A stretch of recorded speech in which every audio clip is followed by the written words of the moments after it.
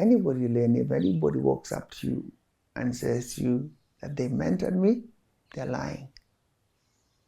I'd like to see someone tell me that to my face, because it's a lie. They did nothing for me. I was operating on God's grace. There's always a cloud hanging over your name. That's the case of Karim. Do you think your involvement or having your name in that case changed how people view you? I thought of that.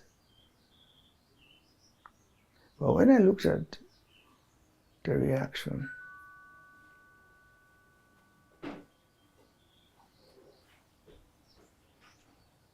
I figured those who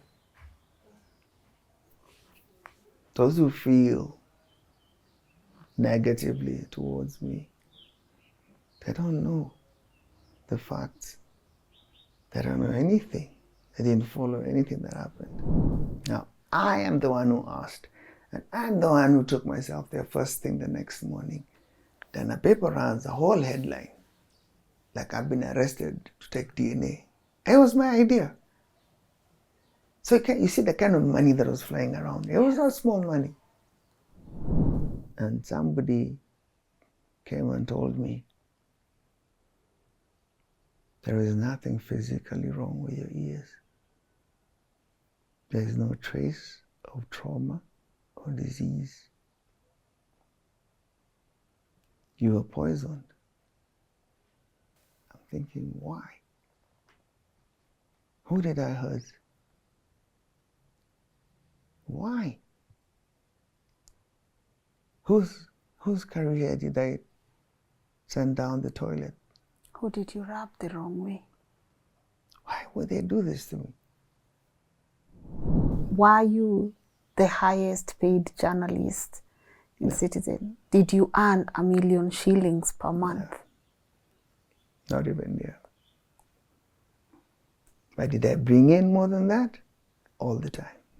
See, the fact that he's not going back is because of the traumas. They came, they said this. When I'm seen online, they'll still come, the keyboard warriors and all that. I know you people, you pass through a lot, but the resilience of knowing, by the way, these are invisibles. You know, the moment you put all of us as being invisible, it will help you a lot, because how? You can never wake up and you start, like, you know, fighting with the wall.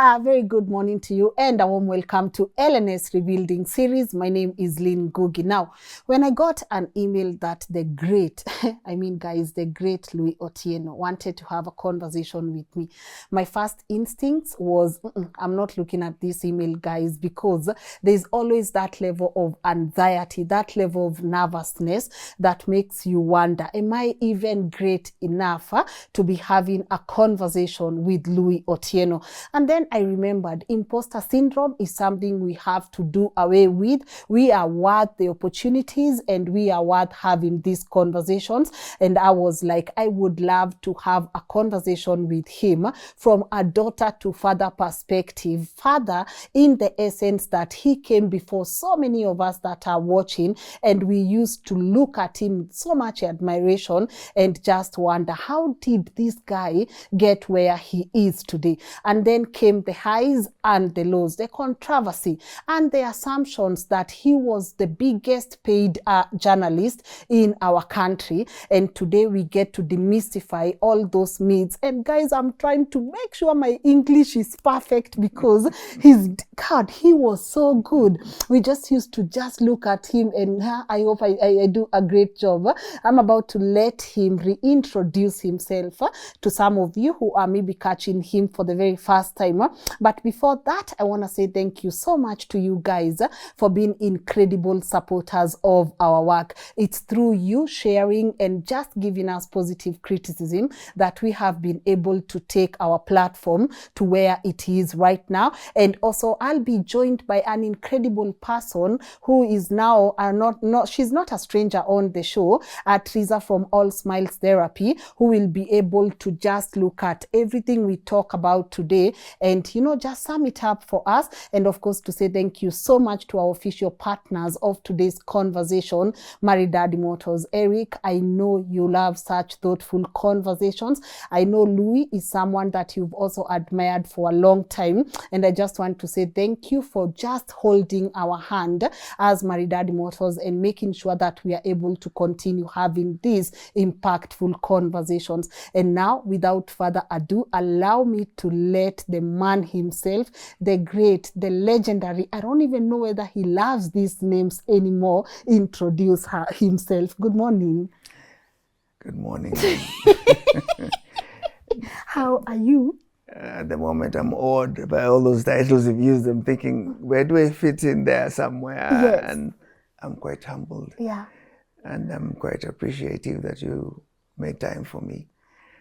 And I'm actually glad to be in your space. Mm-hmm. Yes. Welcome. This for me is an honor. I was having this conversation with you the other day, and I was like, you have been such a force in my journey. Your name, Sophie Kenye, the late Catherine Kasavuli, you are those people I would look up to and wonder, when will I ever get here? And I'm just so honored to be having this conversation with you. So allow me to say thank you, even for allowing me to be the one, having this conversation with you right now. But maybe for the people who are catching you for the very first time, could you remind them your name? My name is Louis Otieno. I've been in the media for the best part of my working life. And as you heard Lynn say, there have been times that have been very enjoyable and graceful. And there are times which just break you to tears. And you keep going because in the words of one of my greatest inspirators, he taught me the concept of being a pathfinder. And a pathfinder is not a comfortable role to play. And that's what brings me here now. This was really at the beginning. And you can tell this is somebody who was read into you. Somebody who's experienced. He's been in the news, he's been in the game for longer, and he's now sitting and sharing about 3 serious boards. I mean, I'm not talking about some Sacco guy or the headmaster of the school down the road. I'm talking to somebody who's well exposed and clearly has a view of what you're doing. And I was having trouble from the time I said, I'm going to do this work professionally. I'm going to give myself to this work. I'm going to give it all I can, any which way I can. In your thinking, you prepare yourself and say, it might not be that easy, but I will do it. And it was hard from the beginning. It was hard from the beginning because this is a job where I would talk to Lynn. I finish my show with Lynn. And your viewers, they're watching you, they're understanding what we're discussing, and they would imagine you're a celebration to the institution you're working for, which is not the case. And that was my first shock. And I thought the home team is supposed to support me the most, but that's not where support comes from. So right from the beginning, it was a task because he is a gentleman who's done so much work, helped a lot of people. He's a senior director of many firms. And he told me, how much of your mother tongue do you speak? I told him, I can ask you to open a window, but beyond that, we may have a problem. So I asked him why. And he uses this term in translation. He translates it, and he says, you are a pathfinder. And I asked him, okay, just break it down for me. I'm just a guy, and I'm starting out in television. I'm not sure I'm going to be surrounded by such ties that early. So he takes me back to why he was asking me about the village. And he said, in the village, have you ever seen the boys who go out to take the livestock to feed, or the route down to the river? I said, actually, I've been on those routes. Then he asked me, have you ever asked yourself who made that route? Who showed the ladies, this is where you'll fetch water? And who showed the boys, this is the route to the best pasture? I said, I've never thought of it like that before. And he says, it's a pathfinder. Yes. But you must understand, he's the one who came up against all the brush, needles, pines, and rocks, and made a path to the river. I tell him, go on, I'm listening. And he says, see, now in your position, you are doing new things Yes. that some heavy influence holders, decision makers, and plainly just viewers are not ready for. So understand that you're the guys who get all the scratches, you'll get all the bumps, you'll get the brush in your face, and you still have to pick up your stuff and your shovel and go and keep going Yes. till you say, there's a river, we can fetch water now. We can fetch water now. And I thought, is that the kind of job I really want to do? And said, well, you're in it already. This is what you decide to do. So some of us will help you where we can, but you will have to do the heavy lifting. Because he had been in the newsroom, he had seen what I was going through, and I would hardly trot down my initial place of work. We parked outside the building. I would hardly trot down happy and tell the askari, oh, asante, gari ko sawa, and tell him. And so much so that one time I'm at the doctor's place, and I see this man, and he's really smiling and waving at me. And I'm in so much pain that I'm thinking, we're not on the same frequency. What is this guy's story? And then he says, hey, you've forgotten me. I said, just remind me.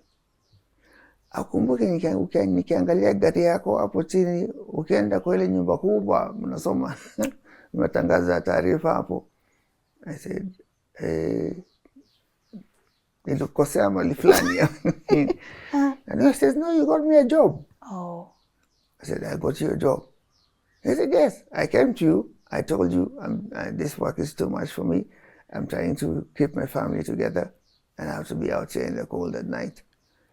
And then you took it up, and in a week, I got a job now properly, uniformed, and on a payroll. And he remembered. Yes. I had no idea. So most of these people, you bump into them, and they tell you, you did this for me. Now, when that happens, it's a very humbling feeling. Yes, it is. Yeah.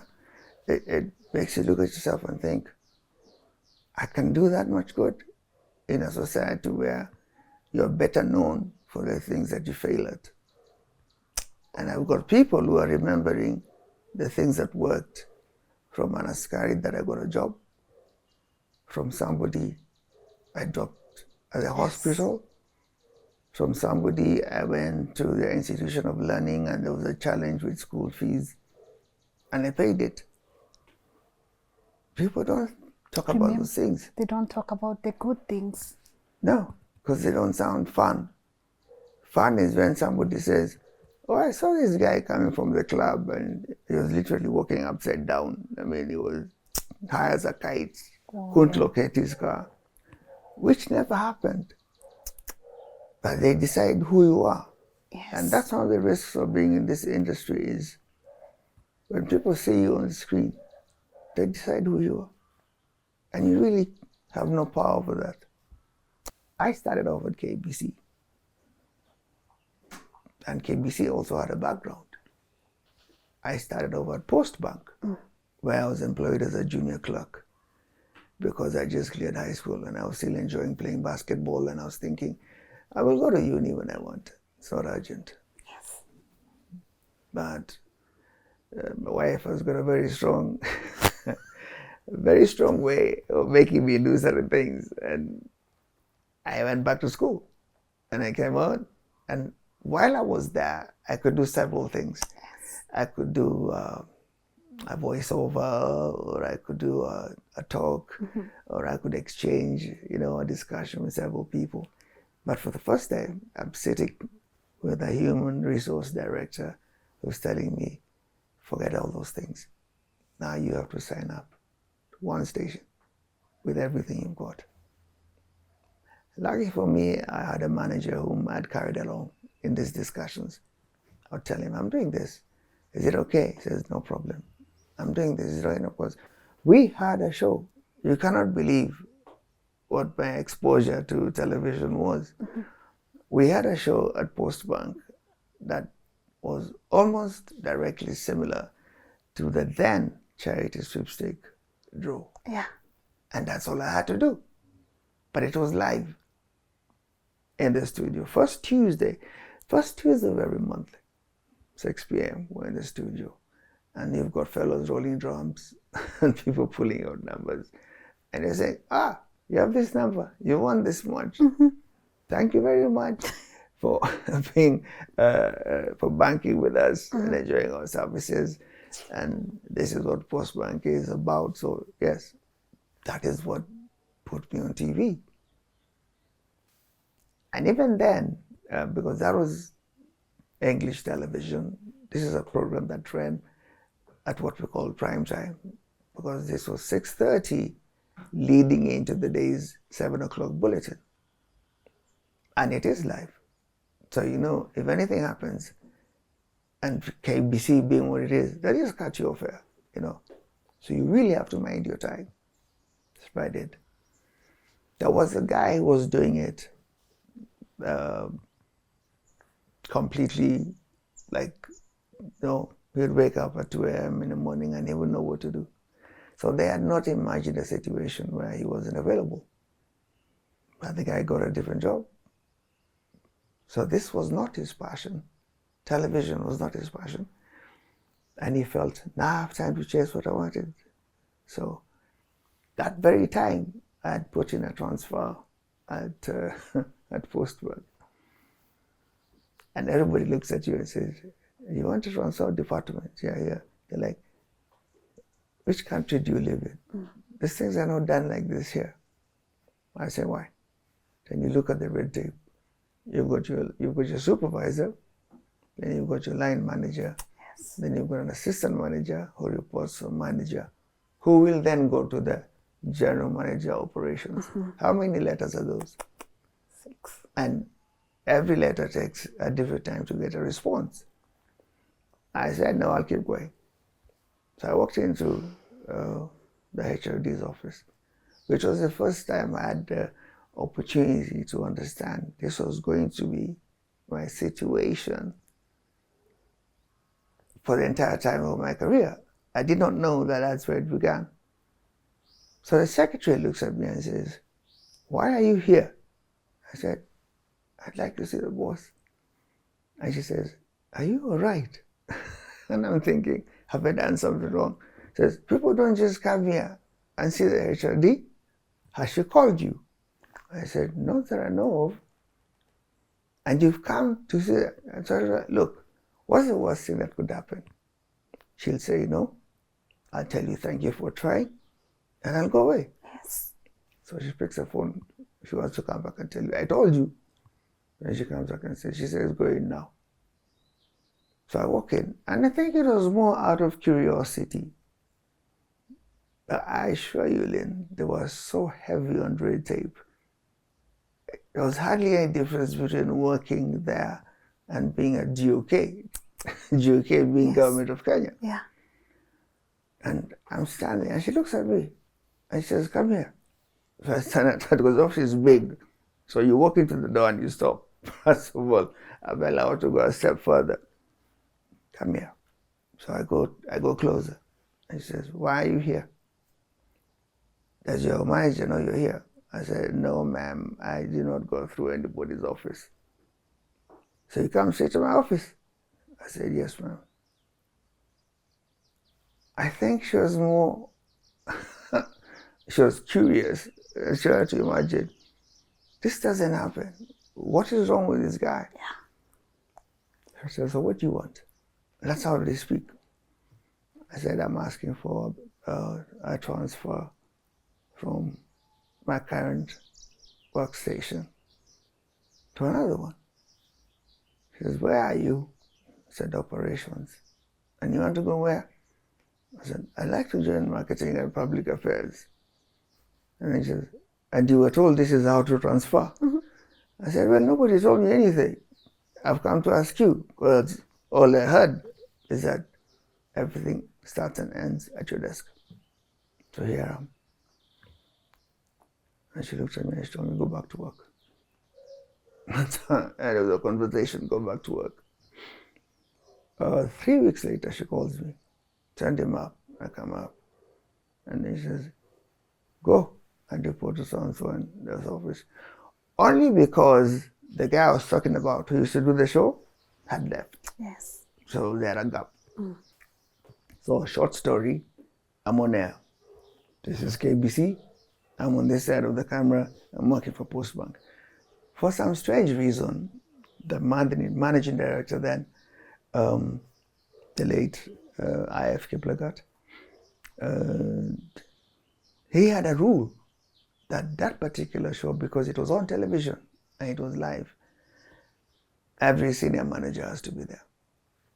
So they came. They sit there.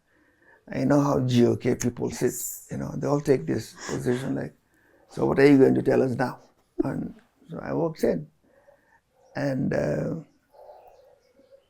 when they were trying to close the gap, the manager at the time of the department, public relations and marketing, he said he can do it anyway. They shouldn't have a problem.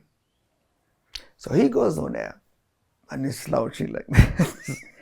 And he's reading what he wants to say. So the audience never gets to see his eyes. Yes. And he's doing this and he's mumbling. You know, he's saying, we have this and this in Postbank. We have this different opportunities in Postbank. So yeah, go and open an account. And he's done. So I let him do it twice. And that day, I woke up and I tell my wife, I'm going to try something funny at work today. And she tells me, whenever you say that, we're going to be in a problem. Yeah. I said, no, stay with the part where I said, I'm trying a funny thing. Yes. And I went to this guy, and what I appealed to his sense of importance, his self-importance in the bank, and he's a senior manager, you know. And he was a very proud guy, you know, dressed well, drove a different car from the other managers. And he's that type of guy. So I said, I'm going to use you against you. So I walk in his office. And of course he looks at me and says, Kijana, untaka nini? So I told him, boss, you know, I've seen you do this thing twice. Allow me to say, it didn't really look like you. I mean, that's a small job. What are you doing rolling drums and telling people to pick numbers? That doesn't look like you. That's not you, man. You're the boss. You're the manager. So he looks at me and says, so what do you want? What do you want us to do? What do you propose? I said, boss, I'm dispensable. I'm a junior clerk, okay? I'm dispensable. Let me try it. When you're looking for a replacement, let me help you. And then you'll decide if I can help you wait for the replacement. But at the end of it, Yes. I think because I gave the caveat, I'm dispensable. He said, very good. So he says, if you do anything funny, You're out. don't even come, wait for your letter at home. So I went and sat there. And I sat. And I was sitting next, they had a guy from KBC also. So those two presenters. And this guy from KBC is there, and the show starts.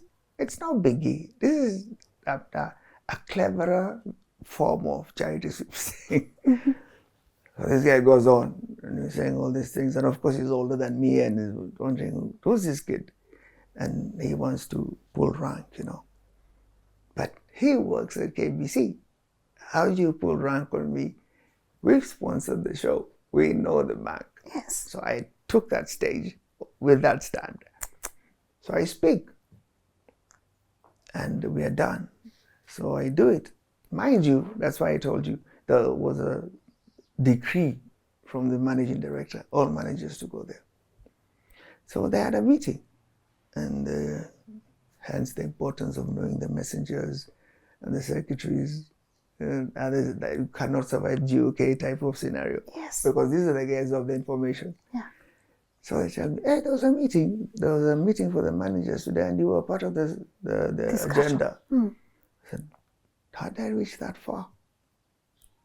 So apparently, they had a meeting, and this is on budget, that they pay this fellow so much, and they pay KBC this much to have the show on.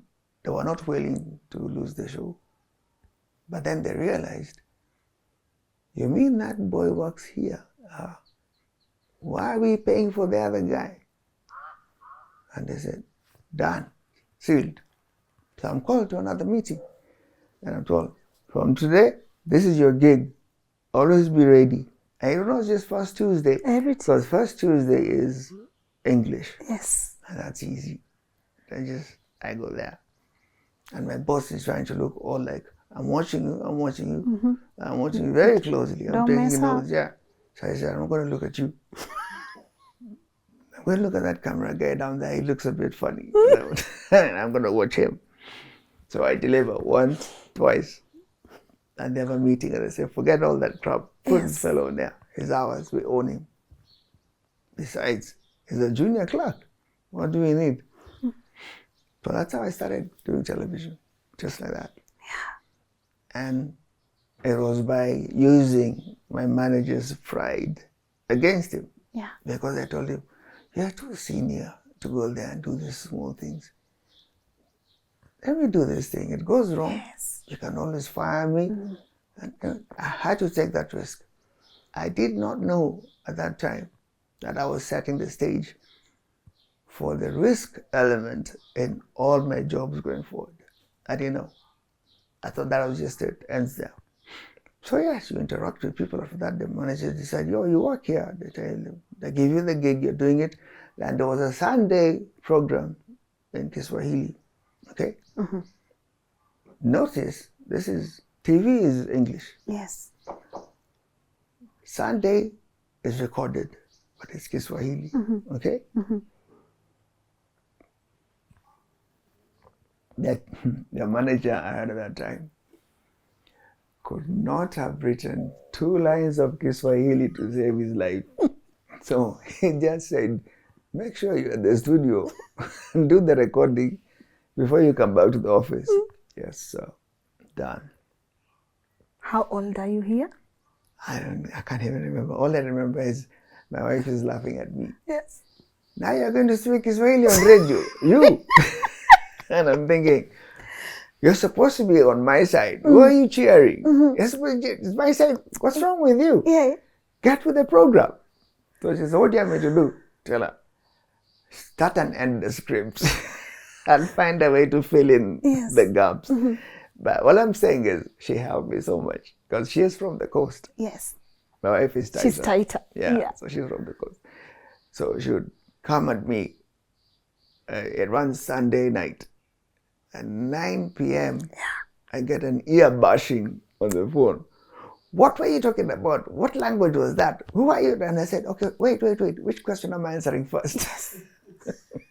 So I said, I'll make it easier for you. Help me do this. And no one has to know. He says, okay. And I kept doing this for a while. And all kinds of things were happening at that time. You're learning the crew, you're learning what. So they're saying, you know how people have different sets. And you know, we've come a long way from managing to leave the, what do they call it? The chroma. The chroma. I hate the chroma. So now this is a set, but now it has been hastily put together because these guys are going on 9:30. Yes. So guys just join the planks behind you. So I'm on air, and this thing starts coming down. The cameras have not decided whether to move the camera or not. Most of all, the guy sitting in the gallery doesn't know what other shot to take. Yes. Because the two shots are you and the managers. So I put my left hand to hold I it. put my left hand out here and I continue talking. There. And the manager was just like, what is going on? I said, we're live on air, we can't stop.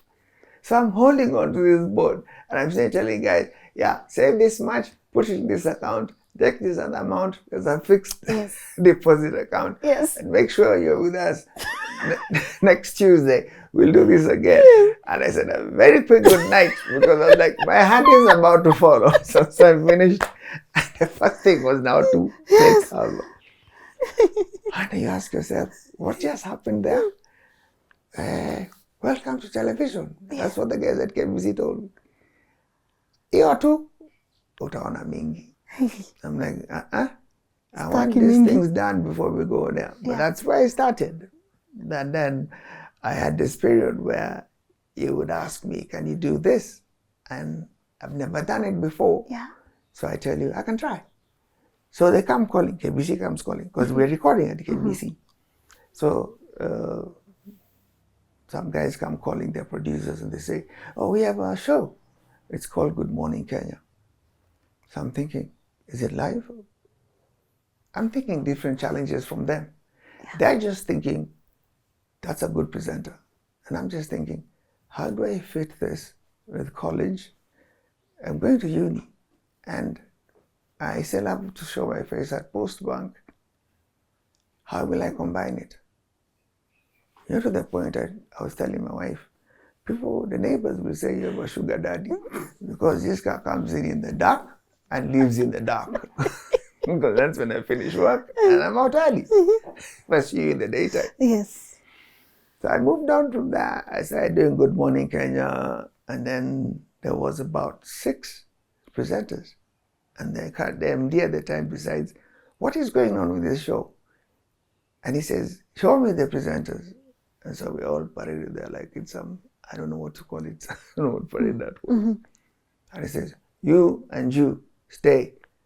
So I said, the production manager, show the other ones out. Yes. There's only 2 of us, which meant I have more talk time, airtime on Good Morning Kenya. So I choose it as practice, and I go on doing this thing for a while. And they're wondering, is there any feedback? Is there anything? And see, that for me is what firmed up my resistance to social media. They didn't help me then. Yes. They didn't help me. Why do they want to help me now? So I said, forget you. I'll do what I know to do. So I did Good Morning Kenya for about a month. Yeah. Then they come calling again. They ask you, would you like to try and read news at 1 o'clock on the weekends? And I said, here. They said, yes, here at KBC. I told them, I can try. Wow. I read news at 1 o'clock. Then someone tells me, not just one person, you know, KBC is KBC. It's been there, I don't know, since 1963. This thing has been going on. Yes. This station going on. So I said, I can try. So I started doing the weekend news. First Saturday, we're supposed to start at 1 o'clock. There's a veteran, true. You know, these words are abused these days. Yeah. Veteran, icon. Legendary. Legend. I'm thinking, what do you people say? You don't even know this is. The great. Someone has been on air for a year and is now a veteran. I'm thinking, English has changed since I was last in school. Maybe. So I go Saturday, you're all prepared and high on adrenaline, and you're told, no, you can't go in there. And you see, and the guy is seated. He's not moving. For some rookie, okay, who was picked up from a child to sweepstakes drawer, forget you, I'm reading. Yes. So I was told, don't worry, we'll fix it.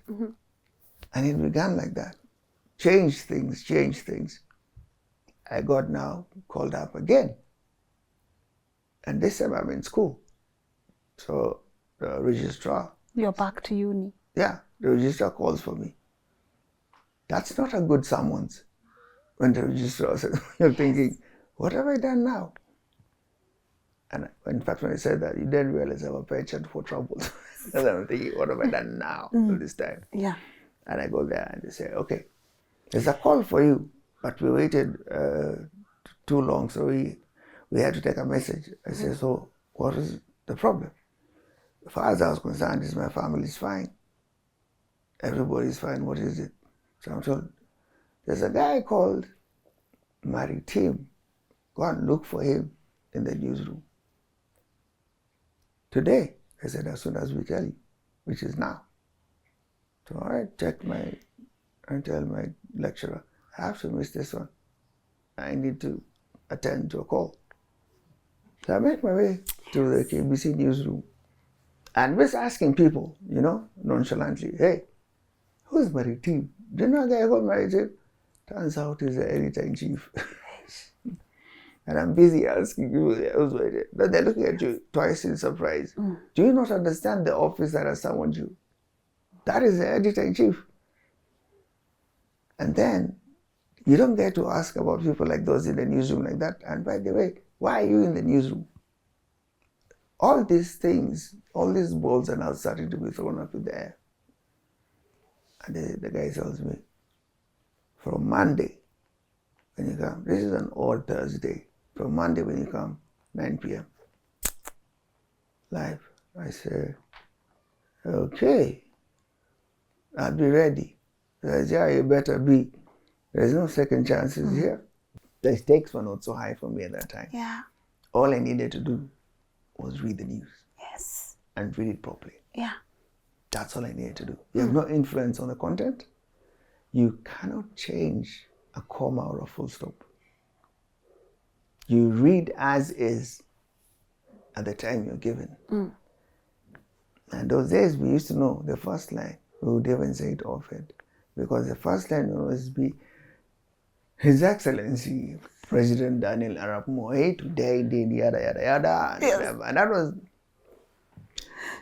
and these are now secrets for us in the industry. I hope my friends don't get upset. Yes. They don't know what we had to do. But Yeah. one of the most interesting times was if the president went to for some reason, President Moi loved the ASK shows. Yeah. I don't know, but he just loved them. So if that happens, or he's gone to some military base and there's a passing out parade or something like that, or if it's a national day, not only does it start as President Moi, and then they tell you at this and this event. Do you know sometimes those events were given so much airtime, we'd actually turn off the lights and actually just put our heads down and say, give us a heads up when there's a minute left. So we are lying there, we're thinking, wow. Oh my God. Because you can't do anything. You cannot change it. Yes. You cannot touch it. Yeah. In fact, the difference is in the print as it comes. Because you look at the print, the paper is even different. The print that comes from the presidential press, very clear, Yes. A4, typed, double font, very clear. You can't miss it. Yeah. You know you have a script from PPS. At that time, of course I'm much younger. So the influence of playing basketball and all this. So my hair was texturized. Hey. And I'm reading, and they keep asking, who's this boy? I keep reading, and they keep asking, who's this? Well, the name is there. And then they say, well, the mother is here.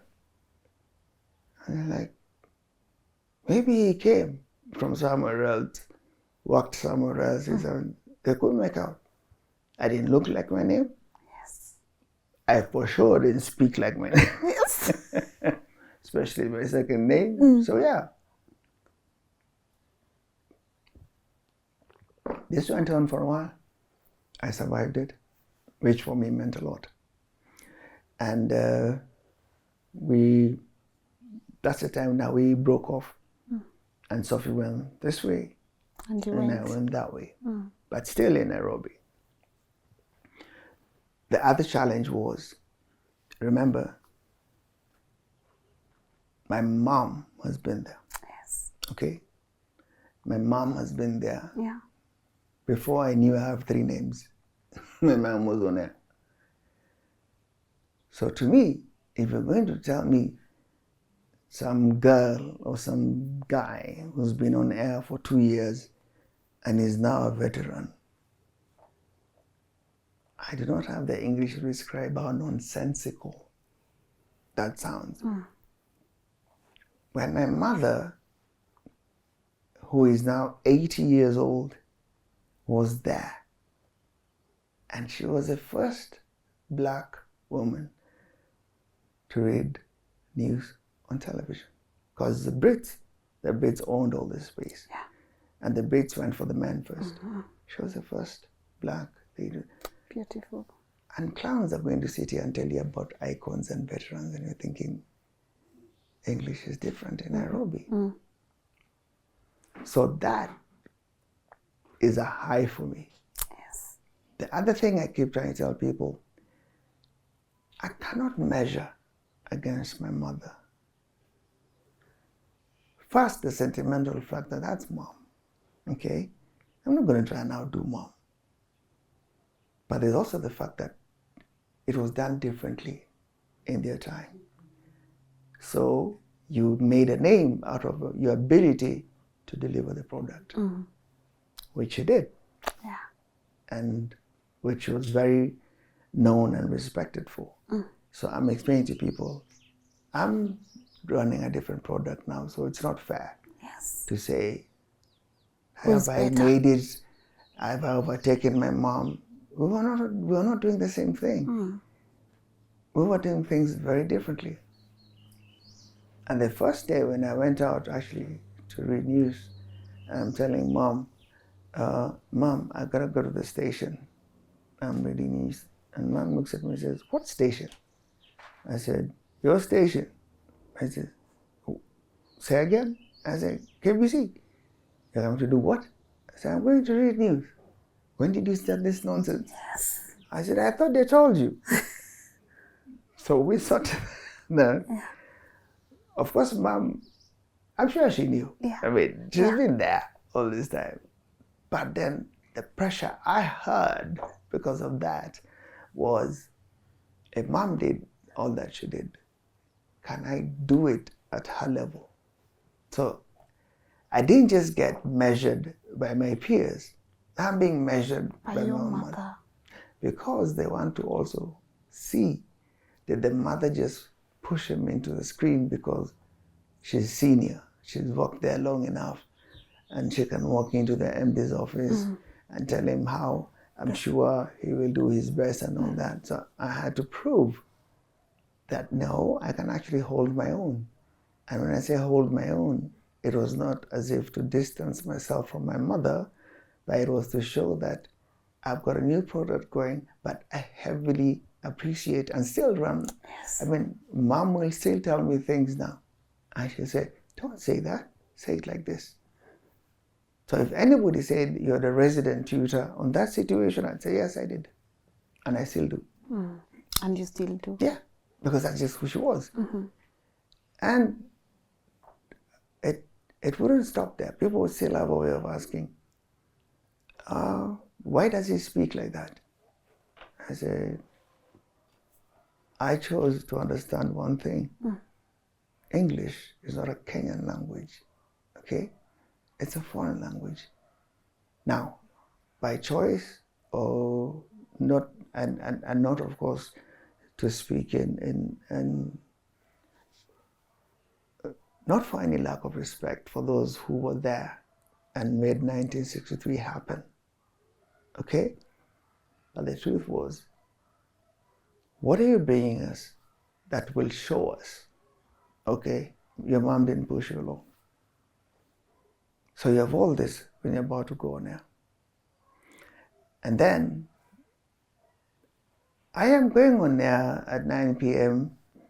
to read the news with a lady who has seen me running behind my mother down the stairs and in places. I'm a kid. I'm a child at KBC. My mom's a single mother. Okay? So my mom, if she has to go and the maid is not there, I'm going to work with her. And sometimes she just say, come. So I had very clear instructions. Sit down, don't say anything, don't move things around, don't even sneeze. Sit in the corner. Yes. So I'd sit. And I just thought, what are you doing, Mom? And she says, oh, all right. So I watched. The thing is, that is the perception that now the senior staffers would have at KBC. And I had to prove that, no, You could hold your own. I can hold my own. So initially, Anne was apprehensive, Yeah. but we became very good friends after a while. And it just, amazingly, it is there that I've had more genuine working environments than I've had in the private stations. So that was that. Until now I come to start this thing. And then once again, fate brings us together. And Sophie calls me and says, I hope you're still in Nairobi, or do we have to wait till 9 o'clock to check? And I said, oh, what's happening? She says, meet me here at this hour. Then she says, let's go. Nation wants to relaunch. Let's go to Nation. I said, oh, okay. So I walk into Nation and I find this gentleman, very well put, okay? Very well put, clean sharp. He had the air of authority and he's swinging on his seat and he's looking at my papers and he says, oh, come in. So you're so and so. I say, yes. Then he says to me, so what can you do for me? Why should I take you? What can you do for me? So I said, actually, sir, the proper question should be, what can you do for me? And he was like, what did you just say? What? Yeah. I said, that would be a better question. How do you get to ask me that? I said, because I know what I'm going to do for you, but I have no idea what you're going to do for me. He tells me, you understand, I've not even signed your contract. I said, I don't know that much, but you asked me a question and I answer you. Give you an honest answer. Precisely. And that's where the fight began. And it has never ended. All this time you run into people, you meet people, you go out and they're all thinking, man, this guy's got it all together, the station loves him, supports him. I was like, I really wish that would be the story. But it wasn't. It was not the story. Yeah. Is this where the assumption you are arrogance came from? That was the beginning of that too.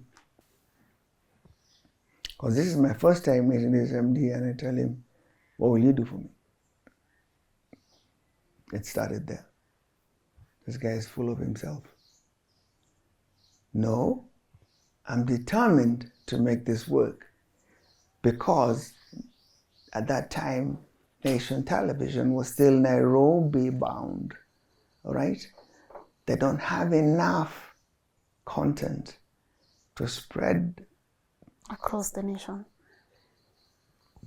I told him, I'm going to take you there. And he says, because you've done this before. I said, no.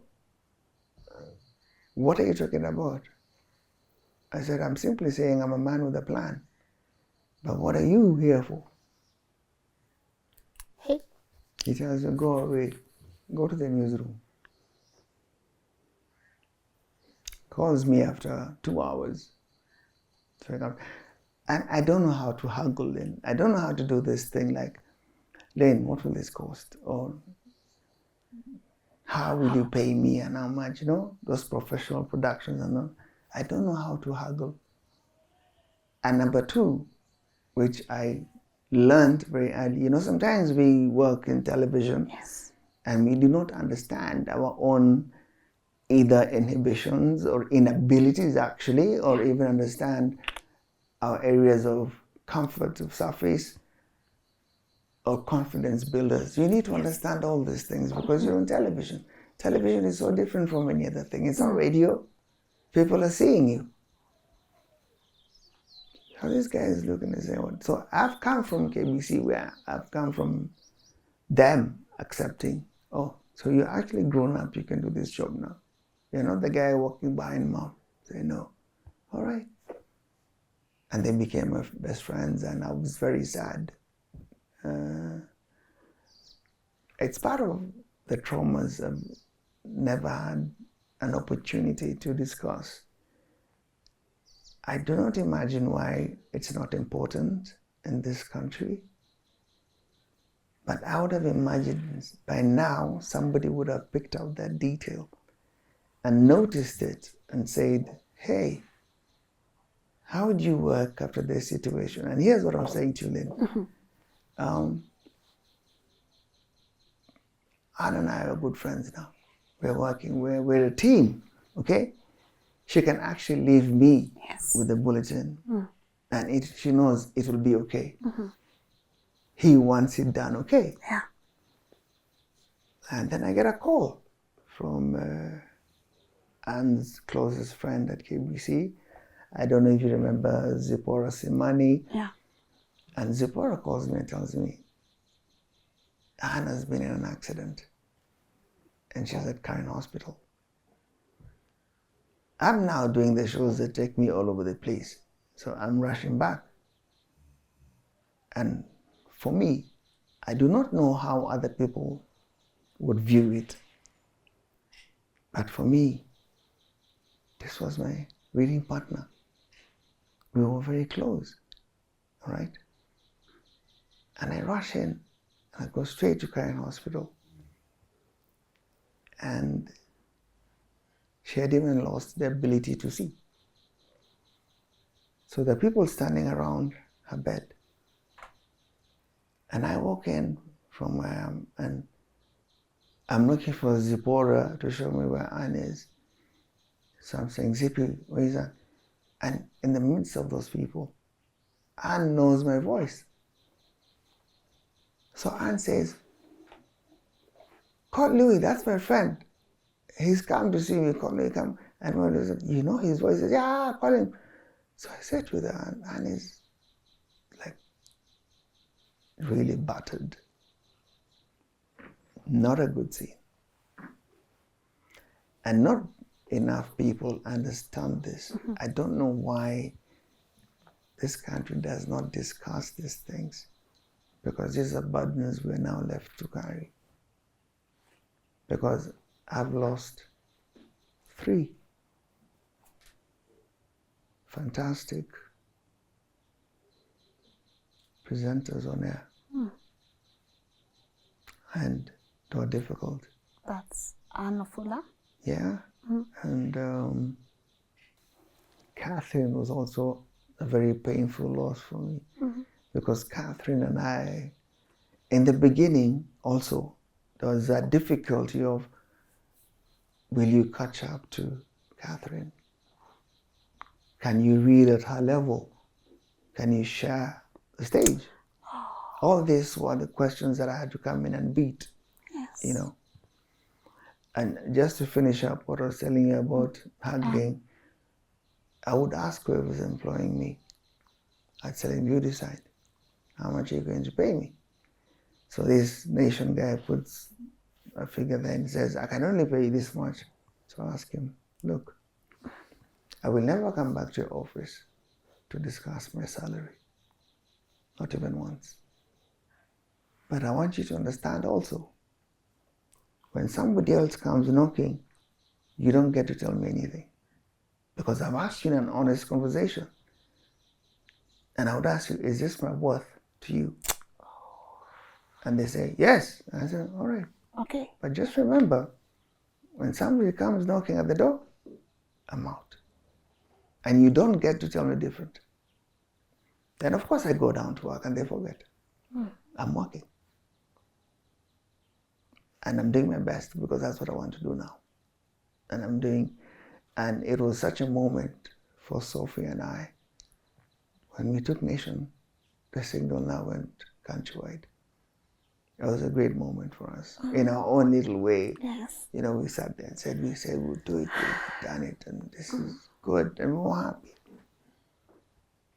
Different from the station's happy, because the station's happy is, oh, now we get more advertising, and we get more programs. Relevance. But we had a different Happy. We had happy of achievement. What was your happy?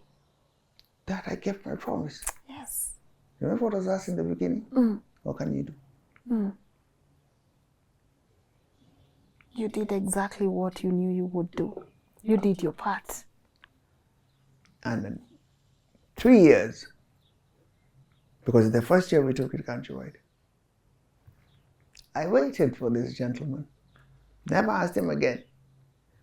Never bothered them. 3 years after that, somebody came knocking. I told them I'm leaving. And they said, no, wait there. We have to discuss ABCD. I said, but I told you this 3 years ago. You didn't pay attention. Why should I trust your attention now? I'm gone. Why should I trust your attention now? Yeah. And by that time, I was doing 3 programs. I was the voice of the company when there was an event or something. I'd voice it, give it a face. They don't appreciate it. They still make you feel like you owe them. And I left. Same situation though, when I went over and asked the CEO, what's your story? He says, I think you're worth this much. And again asking him. So you moved to Nation from Now Nation from Nation, to I'm going to KTN. KTN. You're sure you're sure of your decision? I told him the same thing. When somebody else comes knocking, you don't get to tell me anything. And this is also part of the difficulty that I now have. The reason I'm in the place I am now is doing all that, making all that change. And I tell you, if anybody walks up to you and says to you that they mentored me, they're lying. I'd like to see someone tell me that to my face because it's a lie. They did nothing for me. I was operating on God's grace. The person who had to suffer my highs and my lows and the times when things would get so difficult. Sometimes you just go and you want to sit outside and sit in your car and you don't talk to anybody. And the person who had to suffer that was my wife. And nobody is having that conversation. They just want numbers, they want money. So KTN comes calling. Ends up being the same conversation. And I move. And that's what I was telling you. Now I'm leaving KBC. The conversation the country is getting is from the keyboard army. He's leaving because he wants more money. He's leaving because they refused. They can't pay him this much. He's asking for this much. And sometimes, for a second, you wonder, how did you even get that argument about money? Where did you get that? There was never that argument. There was only 2 of us in the office. Now you're putting it on your keyboard and saying, oh, we found out he had asked for this much. How did you? And this is what they do. This is what they do to people over the place. They give out false conversations. They mislead the public. I have never once changed employers for the money. Never. Not even once. I changed employers for the opportunity because I needed a different opportunity.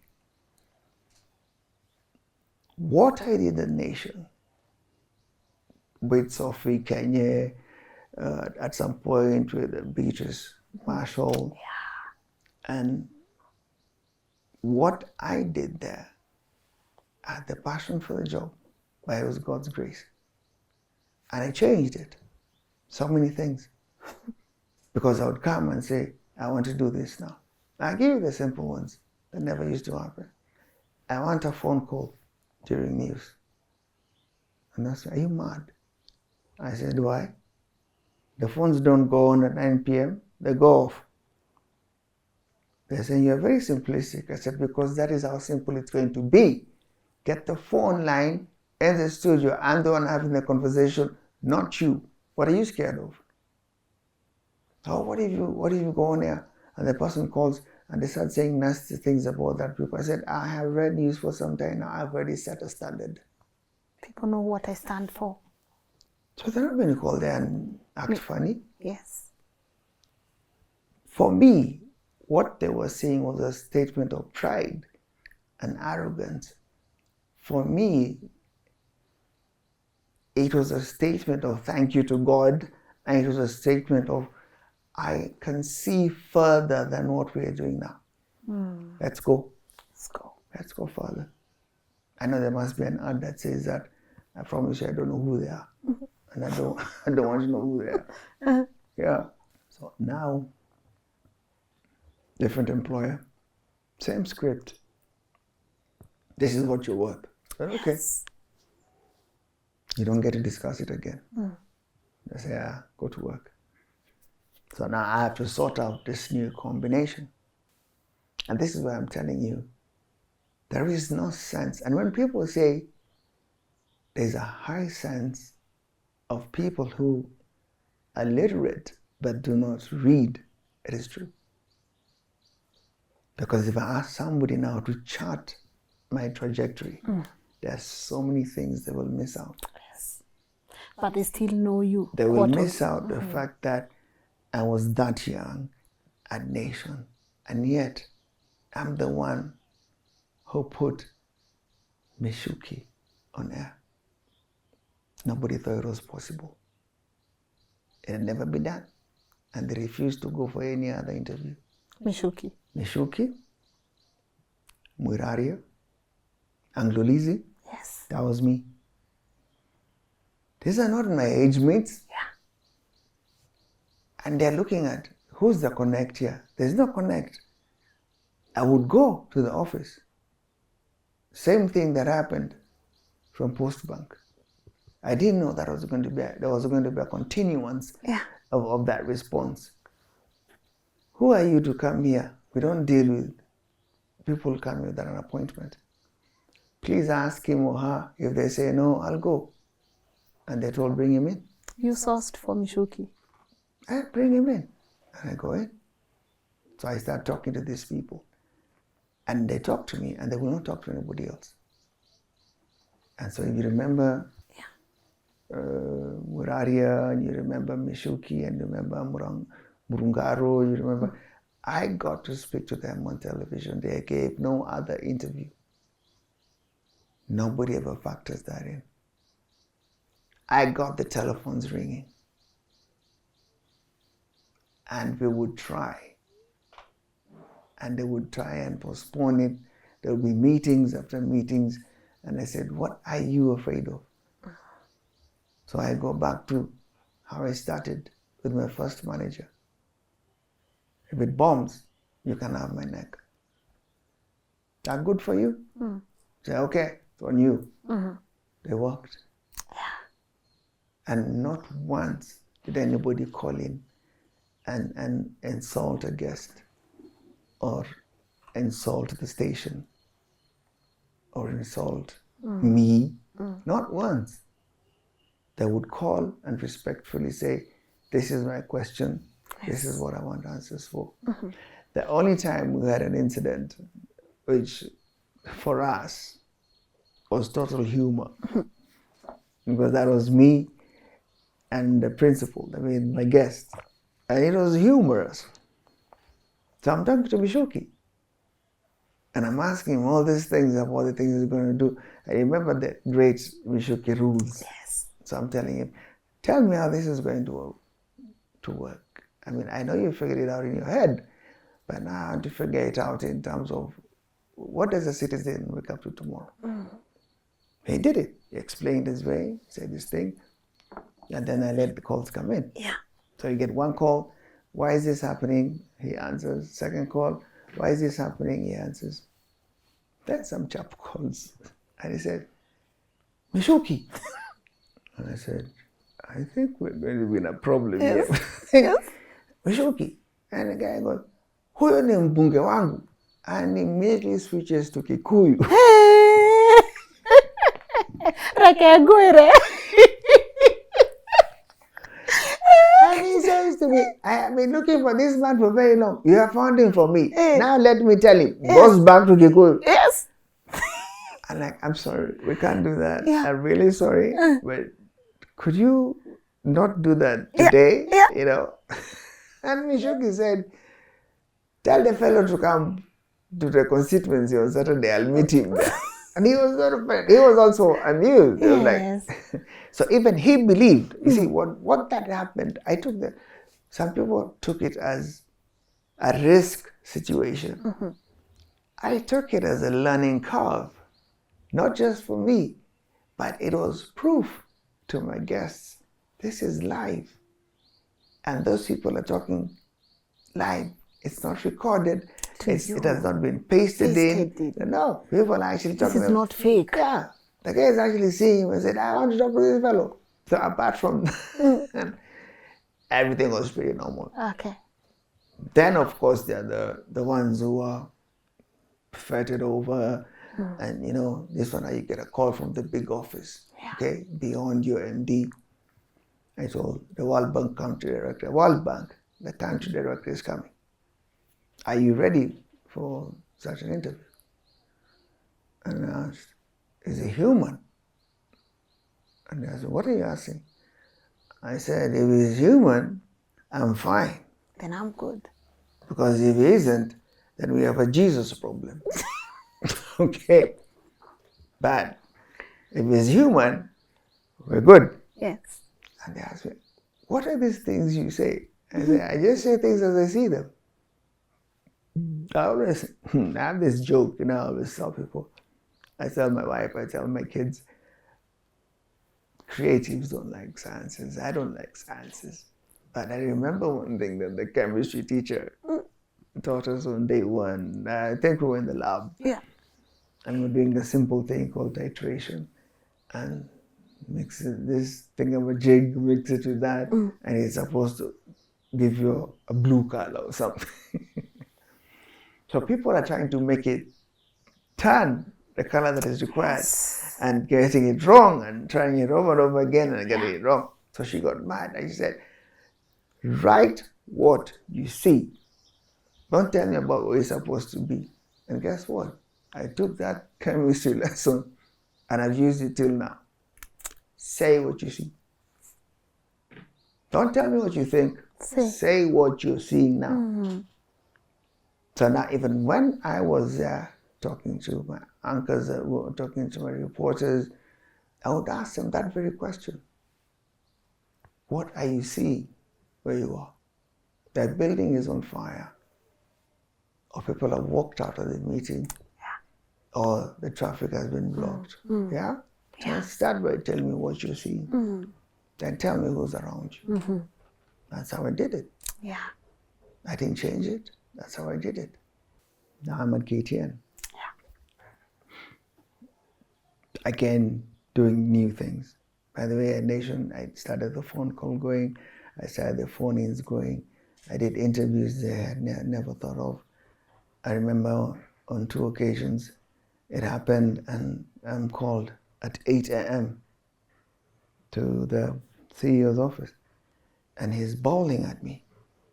How dare you have a guest of that level and not tell me? I said, I told my bosses. They should have told you. Yeah. protocol. But they did not take me seriously. They were saying, who are you to make friends with the diplomatic corps that the British High Commission is going to come to your program? You don't know anything. He came, and the Americans came, and the Germans came. And the CEO said, no, this has passed your level now. And they issued rules now for our guys to follow. So now I'm in K10. I'm doing my thing, and I'm going on, and I'm going on. Saying, I want something different. That's why I'm moving. It was now the first studio audience. They mystified it initially. Can't happen.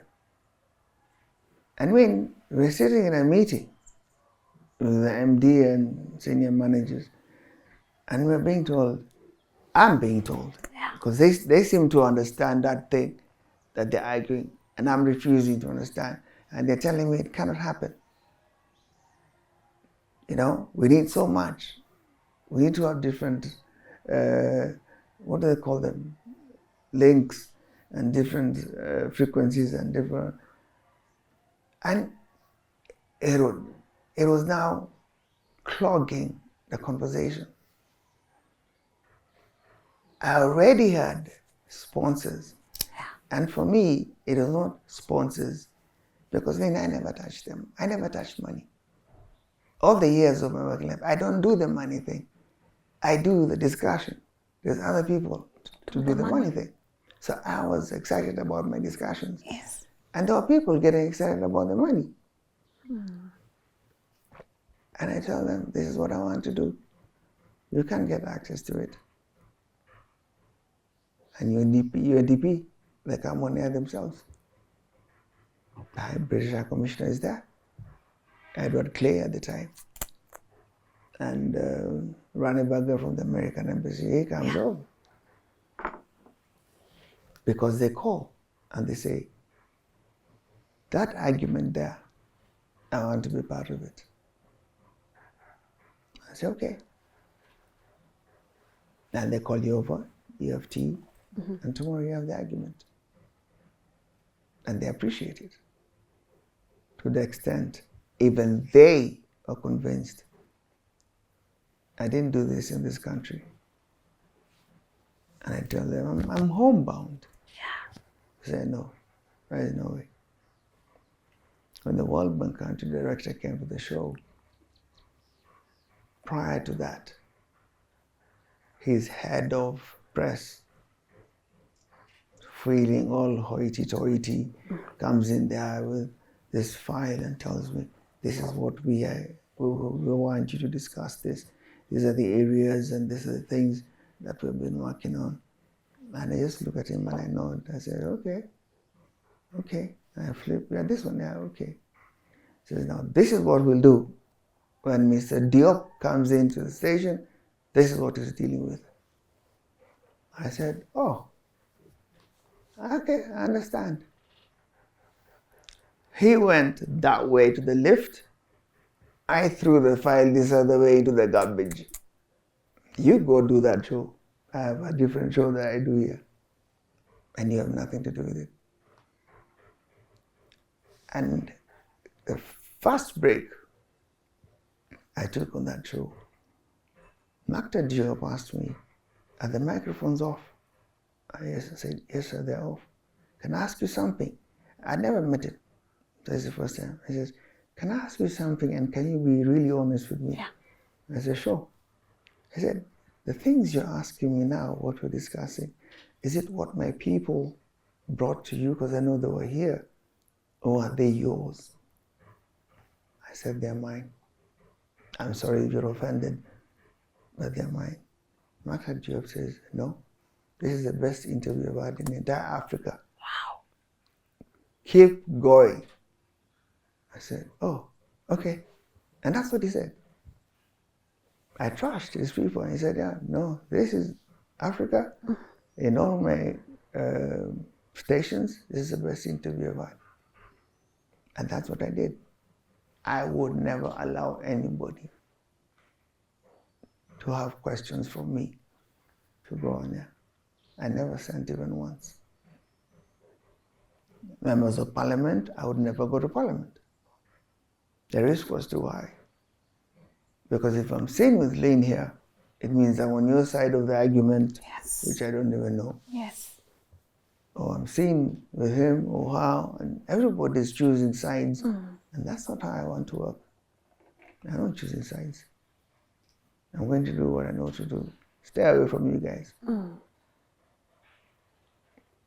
Unfortunately, they had been taught different. That we all come at a price.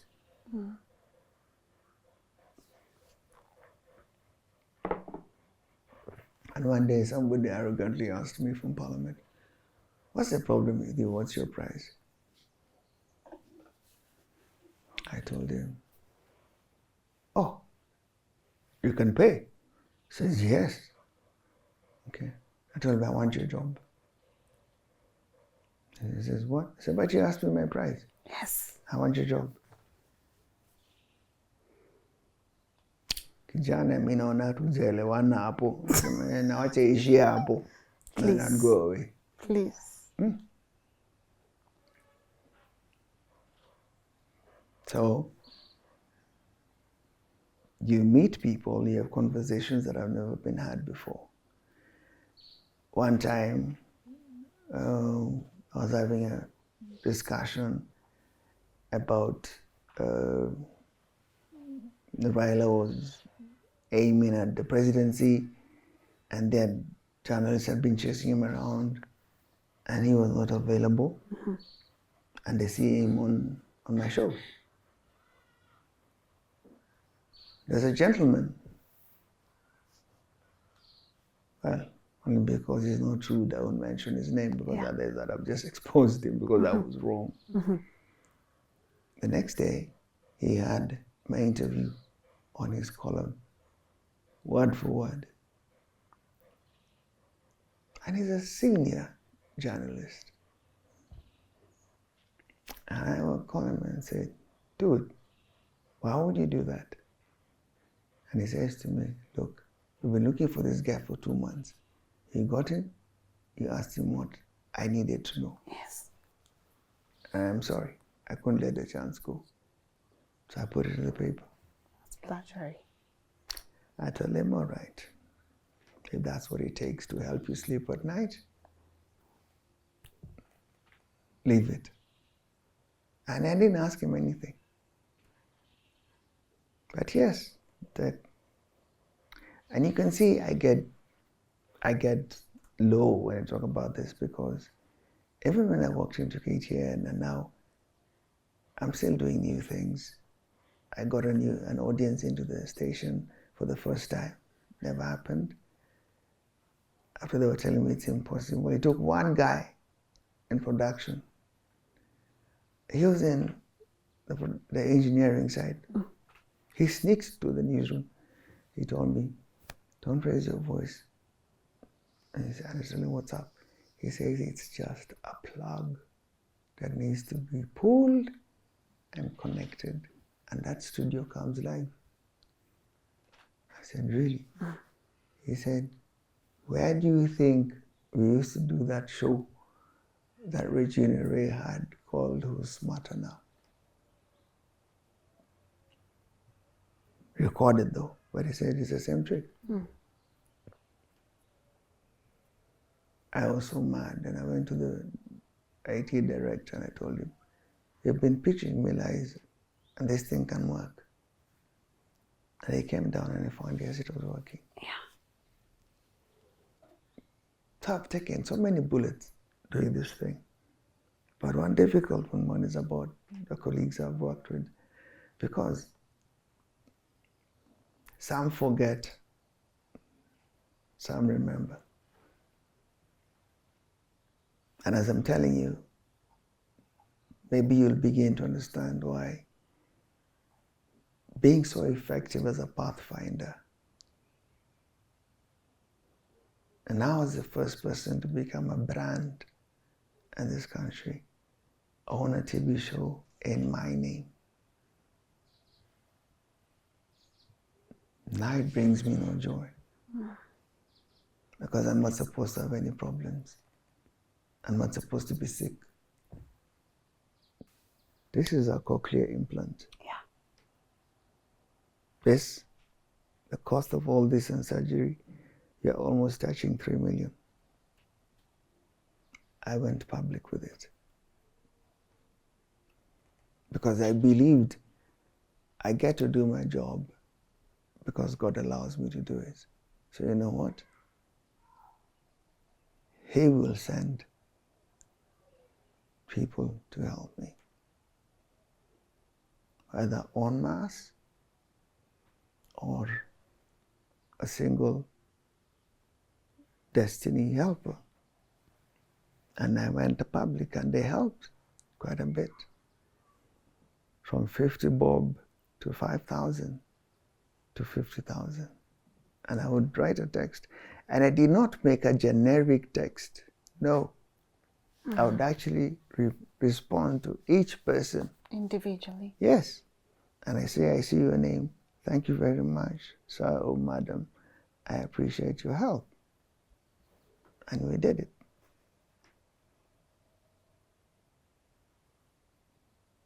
What scared me is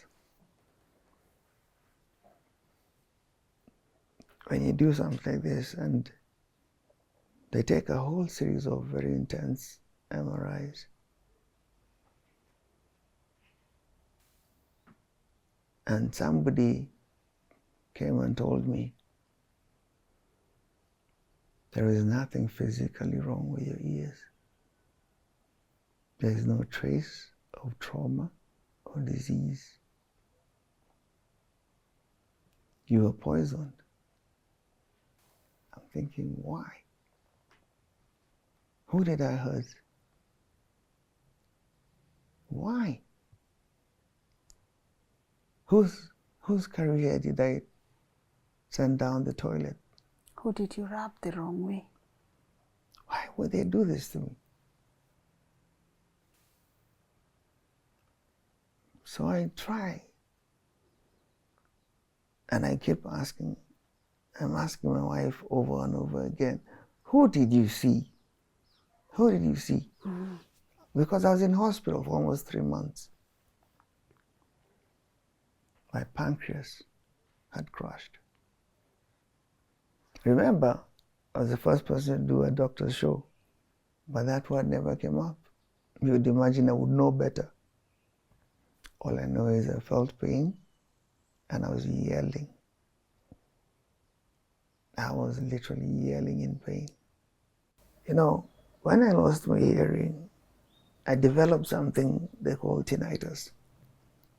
Tinnitus, basically speaking, is like, you know the noisy industrial area? It's happening in your head. Your head has so much noise that now when you're talking to somebody, if you remove this, I'll start shouting at you because I feel as if I have to talk over that sound. But that sound is in my head. And the experts told me, read, there's no curing it. You manage it. Let's talk about the speculations. Were you the highest paid journalist in Citizen? Did you earn 1 million shillings per month? No. Not even there. But did I bring in more than that? All the time. In fact, in 2 stations, none other than the finance director actually comes and says, you ought to go and ask for a different salary because right now, you can even pay yourself. That's how hard I worked. I could pay myself. But they wouldn't do it. Some people would ask, where is the money? Where is your saving? Did you ever save anything? Where did the money go? You know,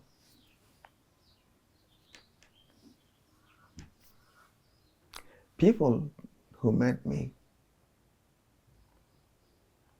always believed I'm the firstborn in our family. I'm the lastborn. I never got to enjoy being lastborn. I'm the one my mom would push. Get this done, get this done, get this done. So I was busy holding people up. I was busy holding people up, enabling people. There are people who start careers because they're associated with me. There are people who sit in offices because they're associated with me. There are people who work at State House right now who don't even respond. Even if I say, Zaza, they cannot even respond. And so I had said, I will do television till 2012. Then, as a family, we can decide. Are we leaving the country? Because there were countries out there that had actually declared, after what they saw during the horrible PEV time, they had said anytime we'll get you out of there. And I refused. And again, people are calling me foolish. First, they called me a fool because I wouldn't take dirty money. Then I'm a fool because I don't leave the country. And I said, you know what? I'm going to just pray. And I'm going to trust God.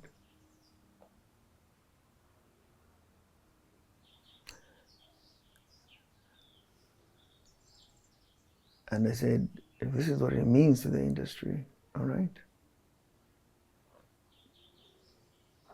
Suck it up, move on. Who are you going to blame? And then who's going to listen to you? You're going to be called, I'm going to be called a hater. I'm going to be called a frustrated person who was fired from station to station. Even when it does not make any logical sense. Why would KTN employ you if Nation has fired you? Stay away from you. Why would Citizen touch you If KTN if fired KTN fired you? Now, people don't like things. That's too complicated. That's too much thinking. It hurts their heads. They respond more to like, oh, he was actually fired. And oh, yeah. you were never fired. How? I was poached. I don't even know how to write an application for a job. I've never had to. So my pancreas crashed. And we went through that ordeal. I learned a lot. I learned a whole lot. Can I ask you something? Sure. There's always a cloud hanging over your name. That's the case of Karim. Do you think your involvement or having your name in that case changed how people view you? I thought of that. But when I looked at the reaction,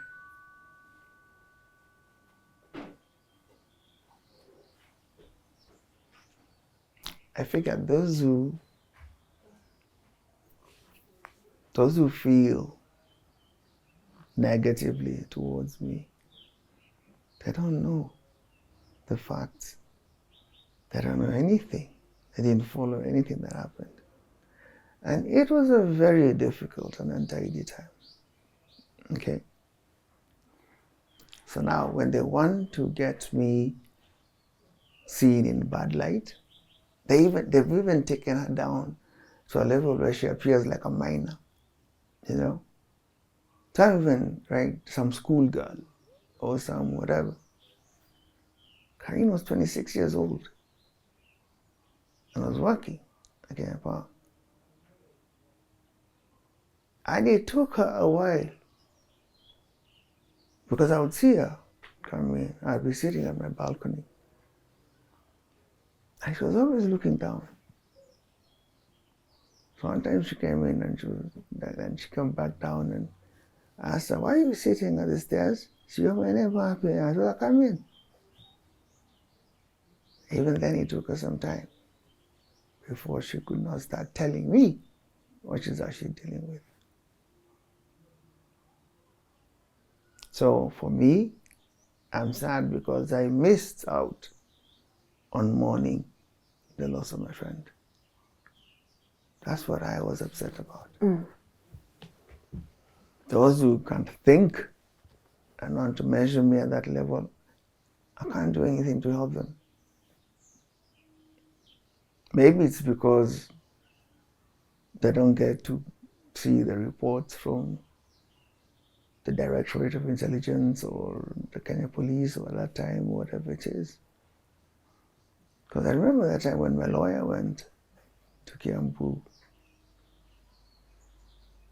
the head of the unit, the head of the DCI at that point, he told my lawyer blankly to his face, this thing has brought so much political pressure. If there was even one iota, would have arrested him by now. They would have taken him by now. But we've been there and been there and been there. I had both services running at the time. I had, sometimes I forget if they're Airtel. No, sorry, it's okay. Sometimes I forget if they're Airtel or Celtel. What are they now? I know there's Safaricom. Yes, I think Airtel still. I think so. Well, the other guys. Yes. The other guys that are not telco. Yeah. I had both services running. They took all those. And they realized I was not even in Nairobi.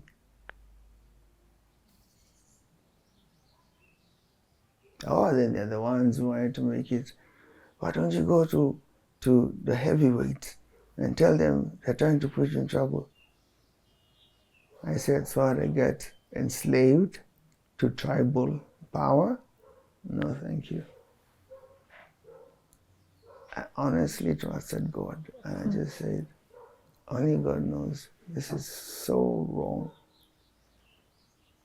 Only God knows. Did it have an impact in your family, your kids, your wife? It did. At some point, they were getting all these questions like, what's happening? What's happening to your dad? And that's not nice when you have your kids affected like that. Because I remember at one point when I asked them, how can I conclude this?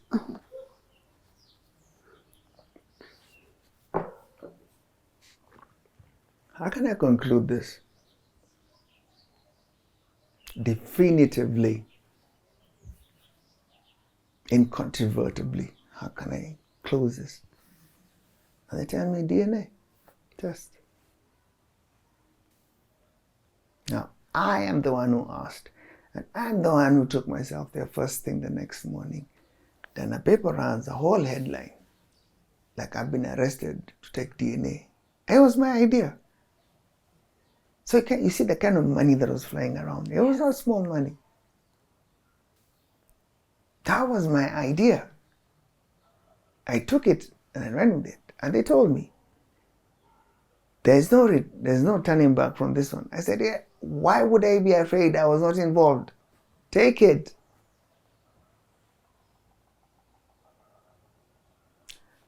One day, another show somewhere with you, I will tell you, it was the worst experience in my life. When they do a DNA examination, especially with malice, it's dehumanizing. It's not even disrespectful, it's totally dehumanizing what they do to you. Yeah. I got up. Then some tell me, by the way, all your cars, can't bring them here. That's when I said, you guys have had your fun. Okay? But now, everything has to stop. Yeah. I never interfered with you. You never found me blocking or trying to distract any witness or anything. But now you're taking it too far. You know what? You want my cars? Show me your warrant. They never did. It was just a local decision. And of course, though, keyboard army had gone to the moon with all that nonsense and saying what they did. And yeah, sometimes you've got friends, Lynn, you've got friends. You've got friends and they're asking you. And then I began measuring on my phone. Anybody who called me and asked me, did this happen? I would delete your number. You're not my friend.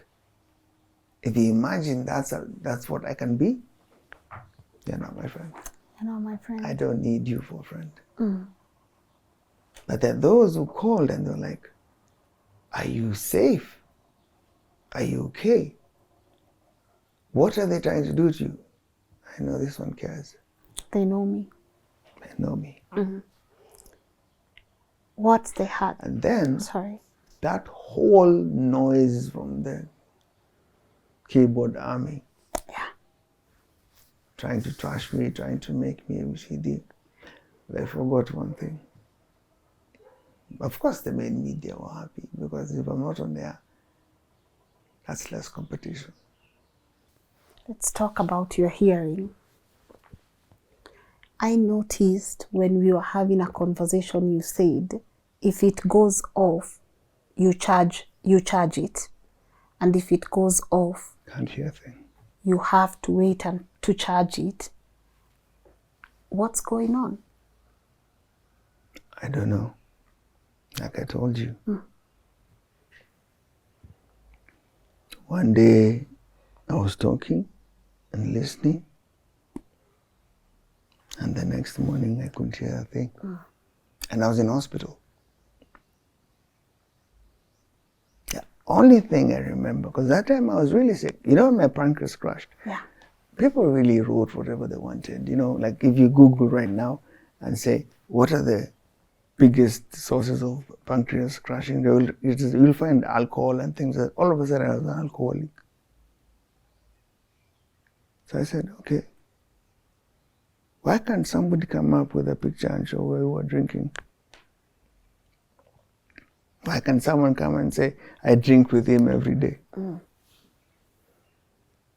So when that came up and I was in hospital, and hospital is the last place where you want to be suspicious because you're trying to recover. And my situation was really bad because I cannot hold IV. I can't hold a cannula. This hand will swell, turn gray and black. So will this one. So they have to stick it here at the ICU. Long drain. Then I used to say I have an irrigation plant going on here because I have the water and saline, I have the medication going in, and I've got the white food bag also going in. So it was not easy. Not easy at all. That people will say, God will decide. Yeah. So you got poisoned in hospital? I don't even know if I can talk about that because I know for one, there's some fights I can't pick. Yeah. Because I just remembered, first of all, even in the house, I don't like curtains drawn. I have, they must have an English word for it. Yeah. Almost like cabin fever. But I like light. So, and that's why if I live in an apartment, it'll be at the top. So that way I can leave my windows open and have the blinds. So you can always tell when I'm home, but it's my comfort. That's what I like. So I do this. I was doing the same when I was in a hospital, and this person comes in.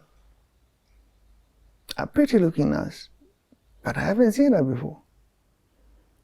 And she walks in and says, "Why have you refused to sleep?" And I say, "I'm not going to class in the morning. Why are you harassing me with sleep?"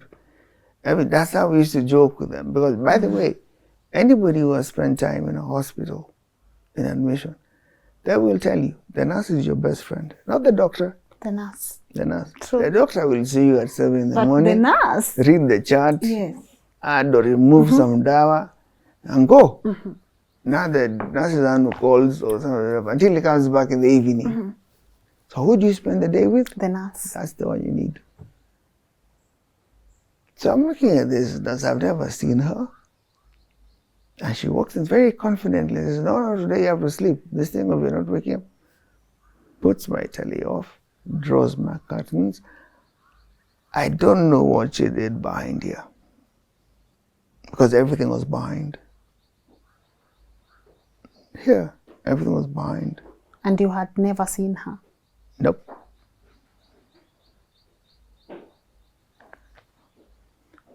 I do not get to sleep 6 hours. People say 7. No. I sleep in breaks of 2 hours. I get 2 hours, okay. Then 2 hours, fine. Then I wake up. So I watch a lot of TV. There's always something to do. There's TV for you want to waste time. There's some crazy channels where you find people dancing almost nude these days. But there's National Geographic, and there's whatever. And there's a lot to watch. So if I can't read the paper and I can't talk to people, so I'm watching TV. So she turned off the telly, pulled the curtains, did something behind, because my medicine is coming in from behind. And I slept.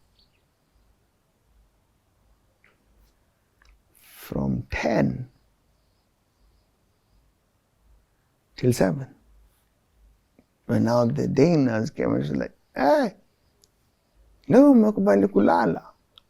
And she's opening the and she's talking. And I'm asking her, "Ani leo utaki kuniongelesha? Nakwambia hata good morning hata usikii." That's when I realized, hang on a minute. Because she came and said, when she stood right near me, to tell me, "Aya, dawa zako sijui za leo nini." Then I asked her, "I can't hear you." And she also looked at me and said, "What are you talking about?" I said, "I can't hear you."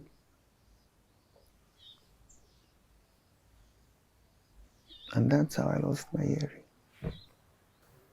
I can't explain who did what. The Brits have a popular detective show where they ask who done it. I can't explain who done it. That my ears were gone. Yeah. And all of a sudden, and by there, with the ears growing, my balance went. All of a sudden, I'm a PWD. I can't walk a straight line. I can't stand for more than 2 minutes.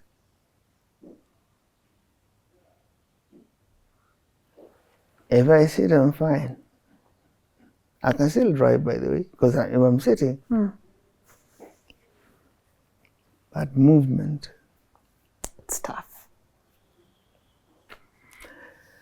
Ah, Lynn, It's tough. after working for so many years, after having an active working environment, after being so active in school, I swam, I played basketball, played hockey, and came out and I swam some more. enjoyed summer basketball, and I went to uni when I was ready. All of a sudden, I can't hear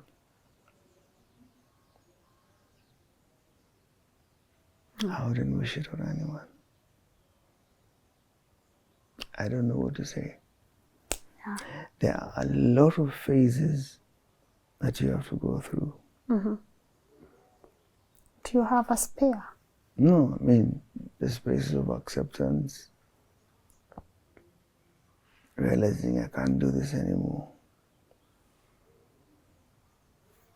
Simplest things, Lynn. If I walk into a shower,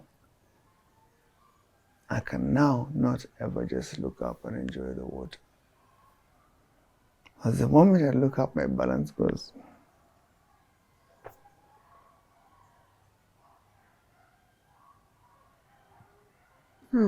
I've fallen down so many times.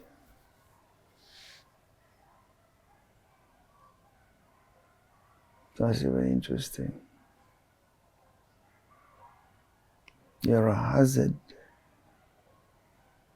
to myself, to you. And I have a growing daughter.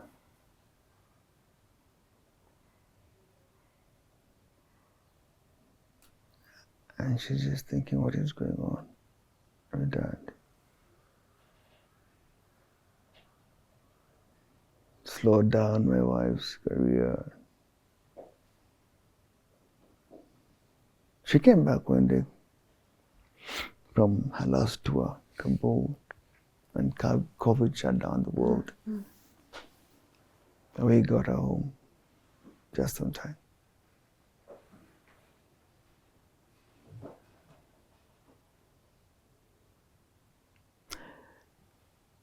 I worry.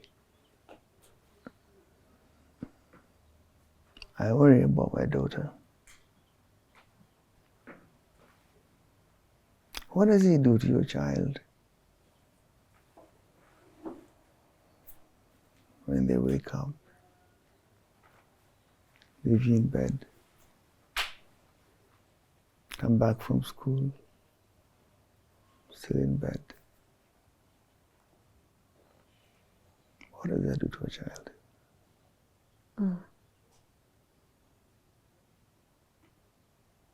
What does he do to my wife?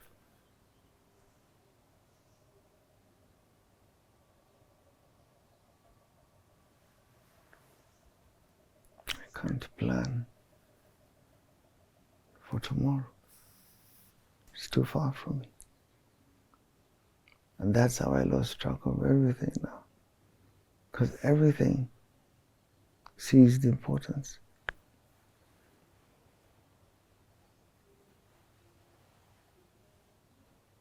Sometimes you wake up and you've got the psych and you've got the energy and you open your laptop and edit and do some work and send it off and somebody's okay and they'll pay for it and all that. But that's not a constant. And those are too far in between. Can I ask you an honest question? Mm-hmm. I know Kenyans have come through for you before, but even if Kenyans or anyone watching, even from diaspora, was to come through for you right now, what do you need? Medication. And I know you did not ask me to do this, but medication. Honestly, what do you need? Medication. Medication. You know, if you broke a bone, you broke these two fingers, or you had a cut here, or you broke a foot, it will heal. The doctor will tell you, stay home, Lynn, I'll put on those new pretty casts. After 2 months, you can even go and run a arboretum if you want. That's all very well. But if it has affected your nerves, nobody can tell when your nerves will heal. The nerves can heal in 10 days, 2 weeks, or 20 years. So now you understand what I mean when I say I was all over the place. I was visible. I was doing stuff. I was working. I was in meetings. I drove different cars. And people would ask me, man, these guys are paying you a lot. But I was there. I did stuff for them, you know. One time, driving into Eldred and my son was sleeping. We left early. So I carried him, put him in the car and sleeping. And they were doing the the Nakuru highway. There was a diversion. So he was like, the car starts sounding rough, but this is comfortable. Car's strong, the car is strong. I was asleep again. So we get to Eldoret and his uncle says, Sean, how are you? She's like, Uncle, this place is so far. We traveled for 2 days. It's so simple things that bring you joy. That thing where you can go to work, do something, more so if you travel. Yes. And you come back. And you brought something home. Yeah. Simple things. And they enjoy it. it. Don't forget, my son and I's working group. My daughter is still school group. Don't forget, kids are beautiful, but kids are mean. Comes to holidays. We're going to Dubai. Where are you going? She can't even bring her friends for a sleepover. And I'm worried because I just wanted to be a child for now. Soon she'll have to be a grown-up, but we talk. That's what we agreed in the house. We talk about stuff.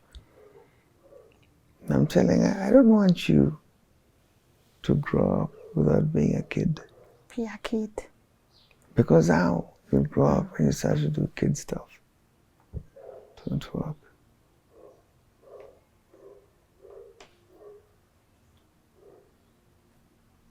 Maybe I can't speak for them, but being a PWD, maybe it's harder for us.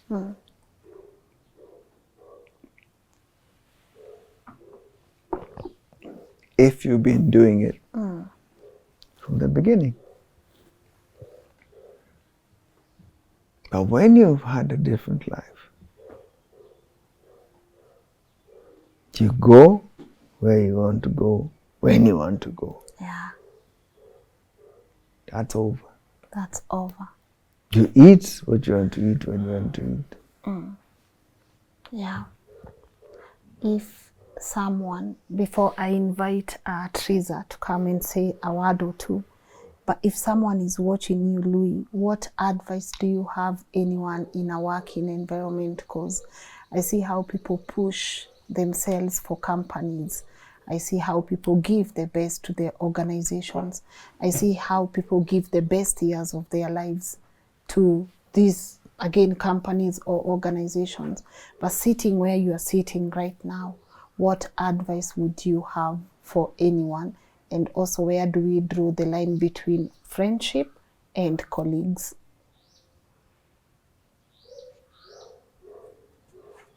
Colleagues are many. They're abound. Friends? Few. Handful. Why? Because people are not honest. They don't tell you what they see in you. They don't tell you why they like you. They don't tell you why they love hanging out with you. They don't tell you.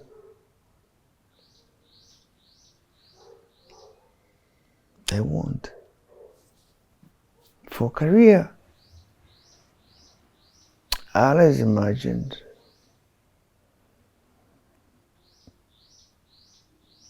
I would not be a good person to give a pep talk to young minds.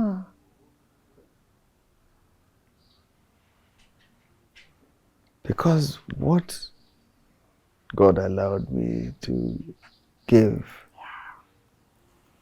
you can imagine it. My apex was so high to the extent I cannot watch a program on television now. Pure open-mindedness. Forget about names and who's what. I cannot watch a program locally done, an interview or something, and learn something.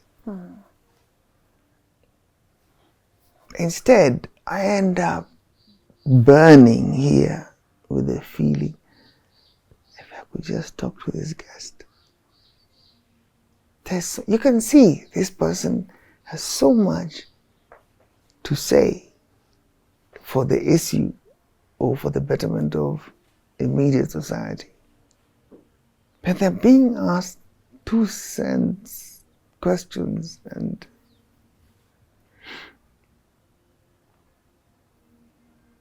so I wouldn't be very good to give a pep talk because everything I've had to fight for.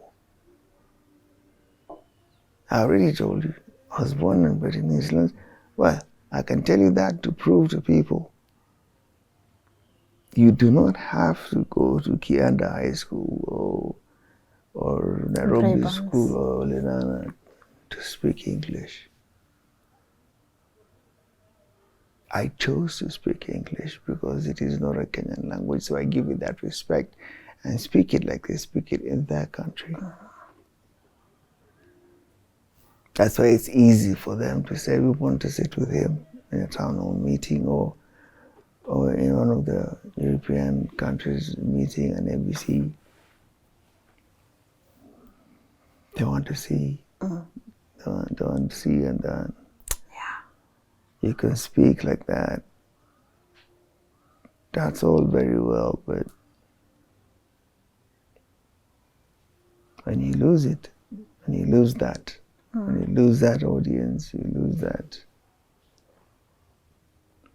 And because I had set my standards so far, I didn't have time to do these $2 celeb things people do in Kenya. They totally irritating celebration. I mean, this country actually lays out on paper and on television, and you see grown-up people actually celebrating mediocrity. I am defeated. I'm like, I must have I always been in Kenya? There's a problem. How can something so mediocre be so supported and so loud and people are looking at it and I'm thinking, no.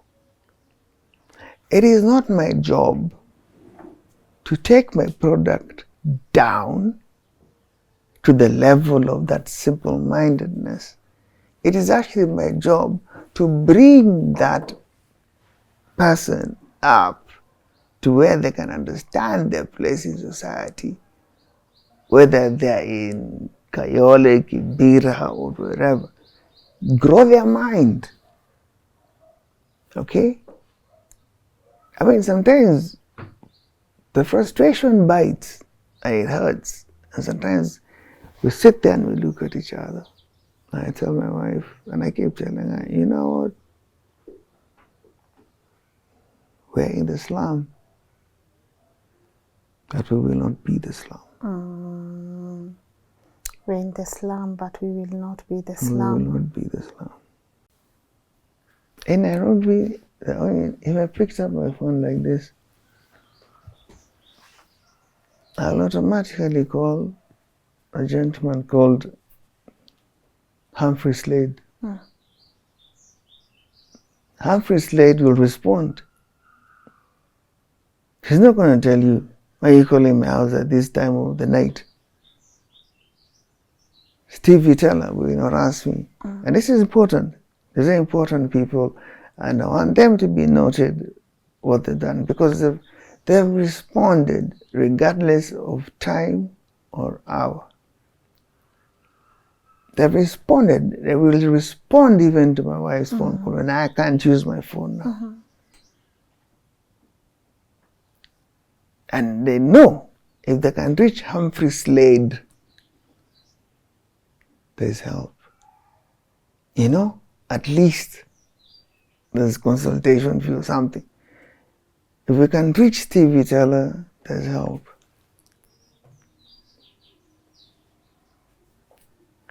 I have one of my friends is way out in the extreme end of a person you think I'd call my friend. In fact, when I sit with him, I'm normally just laughing, because, you know, he's telling me stories of 1963. Engineer Minor, Ephraim Minor. I don't know. I mean, for all else that people know about him, at least he knows my name. And he's, even in his arrogant style, he will still ask, what is it? You know? And sometimes it surprises me. He'll say, have you gone to the doctor? Go with that. I'm like, oh. And then, of course, there's a perfect gentleman. And that's what I'm saying. These are important names to me. There's a perfect gentleman, Tim Wetangula, the MP for Westlands. Tim is a gentleman. Now him, of course, there's a crowd between them. But if you can get to Tim, if I can raise Tim, at least I know I've got medicine for 4 days covered. All right, so I know everyone is feeling a bit exhausted, but me, I don't always mind time. Triza, karibu sana. Thank you. How Thank are you so you? much. Fine, thank you. How are you? Looking lovely as usual. Oh, thank Yes, you. But Thank you can introduce yourself, maybe for the people catching you for the first time. Yeah, my name is Triza Keneka. I'm a psychologist at All Smiles Therapy Center and a good friend to LNN. Yeah. Yes. Are you? So I'm assuming you're in the caliber of people who know Louis for being Louis Otieno. Oh, yes. Yes. Oh, yes. Yeah. And all through, you know, I'm listening at him and now getting a different Louis and thinking this is someone that we've celebrated for so long, that we grew up watching, and also a role model to many. Yeah, sure. Yes. Now, how do you feel about him? Because for me, I think I just appreciate the connection of getting to know him deeper. Oh, yes. But what were your observations? Well, first, congratulations. We still celebrate you, and especially even after getting to know more about you, that is more, not just what is put out there, you know, on social media and all that. And Lynn, I also appreciate you. This is such a good platform that brings out the truth, that we get to know the real truth and who is this person. Yeah. So personally, I feel privileged, even being a guest therapist in this. All right. And the much I can say, everything evolves around workplace. You know, if you're to look at it in a very, let's just psychological way, what are we talking about here? Workplace. How often do we take care of our employees? How often do we call in to check on them? How often, when you say someone is arrogant, do you get to know, is it really arrogancy, or is it that they have a higher potential that we are all not seeing? We are coming from the taboo of workplace. We have the bosses and all that, and so this is the way. We are coming like from the culture of giving orders into just allowing other people to come and be themselves. And we also allow ourselves to be educated in the process, you know, because in most of the time, what happens is the moment you want to be out there and explore more of your potential, because like, what can you offer? You know, such. It means this person has something that the potential employer is already looking up to. But when they come, everything is structured. A, B up to 10. If you got to 11, now you're outshining your master. You do not know what you're supposed to do. And so you are kept aside. That's the toxicity at workplace. So there is a lot that have, you know, been listening and able to like come up with. First, we have an issue to do with trauma.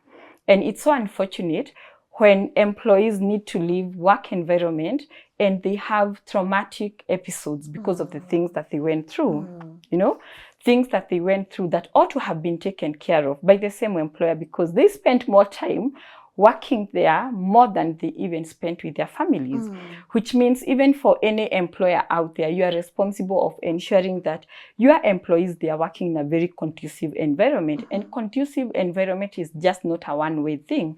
It should be a two-way traffic. Can we just have conversation? What is in it? We are talking about Louis, the celebrated and all that. How comes this person who is so much celebrated out there, the celebration doesn't reflect internally? Is it that we are the ones losing out on something? Is it that it's the unhealthy competition, you know, colleagues to colleagues? Or is it that there is just something we are not seeing? Because there is no rationale of explaining a very celebrated person out there. I mean, like, we have generations and generations that can tell a lot about him. And now getting to listen to his story, and you realize, oh, we were busy celebrating and looking upon, you know, like, when I grow up, I want to become like this person. But internally, that's not the case. Internally, he's left with a lot to deal with. So first, we can see we have episodes of trauma from workplace, and that's why we say workplace employees programs and resilience programs, they're very, very important. And resilience is in two ways. How often do we get to know personality characters of our employees? Because, Lynn, we are all different. We have those people who just want, hi, good morning, how are you today? Yes. And you make their day. They're going to be productive the rest of the day. We have others, they just want to be left. They just want, in case of anything, I'm here to offer support, but I know you can do your thing. Just go on with it. You know, as long as it's, you know, within the company policies and all that. And that's what Louis is, you know, like, presenting himself as he was when he was in employment. So there is a lot of things. Most of the time, we just want to generalize. There is employer and the employee. So it's either, if you're not the employer in this case, you are the employee. And so if you are the employee, everything about you should be on, written on, you know, like on a paper. You read the news, you do this. And that's why we have these episodes of, why didn't you do this? But do we have that positive communication at workplace? Like, we have someone bringing in some money, and so these are their expectations. Do we realign, or it's only one-sided thing, you know? Because if you have such, then someone needs to know the approach. But in this case, who is like made look the bad one, like the defiant, rebellious person, you know? And now comes also the labeling. Yes. The person who has been fired from one station to another, you know, and all that, rephrasing his words. But is that really the case? Or is it a potential that is there? Are we dealing with some internal forces just because there is the privilege of being out there? You know, we are talking of employers well-known and all that, people well-known. Is it that there is an abuse of just being out there to the limelight? And how many other people suffer the same? Also, when we look at that, there is a lot in this. And first, allow me now to go to, or I dissect it into two. First, we are looking at the work environment, not as a person. We are also looking at now the individuals in work environment. There is one thing we say, friendship is a very costly thing. And I think I'm yet, even as a psychologist, to put a name or a tag into this friendship thing. Most of the time we have situationships. Why? Because they are all seasons. This is our season to be in this set today. Tomorrow we'll be discussing a different thing. You know, it's our season to serve the same employer. So definitely we are human beings. So there is that relationship. I mean, I'll be waking up each and every morning to come and see this person here. Each and every morning, I'll be engaging with this person here at workplace. So what that means is, whether we like it or not, we are going to accommodate each other. And in the process, we definitely become what, quote unquote, we term as friends, you know, or friendship. And now with that, comes with some expectation. Because Lynn is my friend, so this is how I would expect you to be. You know, and this is something most of the employees, they are even dealing with way after leaving the organizations. Why? Because in the process, you can lose your identity. I'm the Lynn, LNN. Maybe these are different case because we are now talking about Lynn as the employer. If we are to talk about Teresa who works for LNN, who is Teresa without LNN? Can I be able to define myself? And it's the same if today I'm to have like a private session with Louis. One of the things I would want to know is, who is Louis without the career? Or I would introduce at that chair. This is Louis and the career, the success, the celebrations and everything. And now here I have Louis, the person. So can we now start redefining this journey? Most of the time we skip this because of how we've just been initiated into this life, the workplace. Also, the goodies that comes with, may not be that 1 million, but a good pay and the lifestyle. But who are you exactly without this work environment? And I think for any employee out there, it's always good to know everyone is dispensable. As long as you're not the shareholder of that organization, just get to know, just like you had your first day at work, you can have another episode that you are living, and it can be voluntary, or employers can also opt, it's time now we are separating ways. Of course, there is a lot of legal issues around it. Is it procedural or not? Yeah. But now the thing is, the moment I get to have an identity of my workplace as an employee, what do I now need to do next? How many people will fall on they have a plan B plan? And are we even, the work environment, the people we are serving, are we even allowed to have another fallback plan? You know, do we just serve like 18 hours a day? Do we serve like 20 hours a day? And by 20 hours a day, like you have the 8 hours or whatever number of hours, because that's flexible as long as I think we have the number in weekly. But do we have, now it's me, I leave everything about LNN here, and now I can proceed to the next life and I become a mother, a parent and all that, you know? Friend. Exactly, because no employer should make you pack. We've had a conversation and have listened to him. The time he was out there in serving the nation, and like in a way, that gap with the family system. No employer should make you pack your family that I'll come back to you later. He's lucky, talking great about the son and the daughter and the beautiful wife that we have with us here today.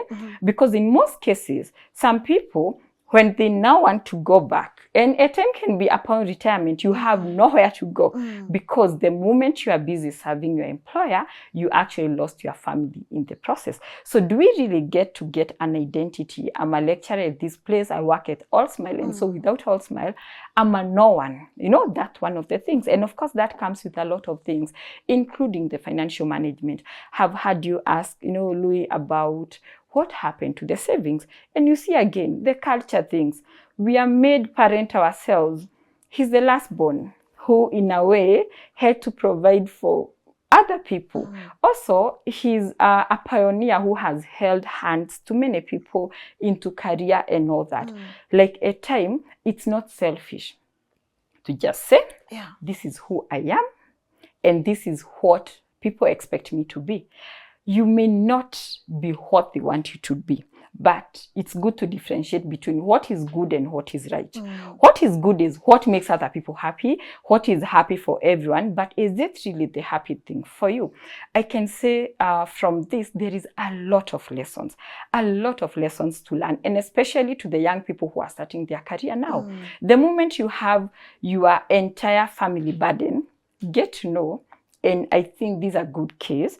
A time may come, you are looking for them and they're telling you, hey, you educated me, or they're so entitled to what you did to them, they forget that actually you are doing them a favor, like actually you went through, you had to sacrifice and all that. So there is a lot of psychological part of it. So just very quickly to mention, we have 4 different types of, because we've talked about employer, also different types of employees. Of course, we have those who will be at workplace. We call them like the snooze. They'll always be having an excuse. It was because of traffic, or, something happened. I never managed to work on time, or my reports and all that. We also have other people, quote unquote, the patients, who will always keep on sending the sick off. Like, I'm not in today, tomorrow I'm sick, tomorrow is the legs and all that. We also have other people very busy at workplace, but nothing to show. They're the first ones and the last one to leave the office. But when you really want to measure the performance, there's nothing. But they're always there, and they feel they're so entitled, and they're just wondering, why can't you just see the match that I'm doing? And of course, we have the grumpy ones. Now, these are the people, yes, they'll do their work well, but the attitude, you feel you are not able again to balance.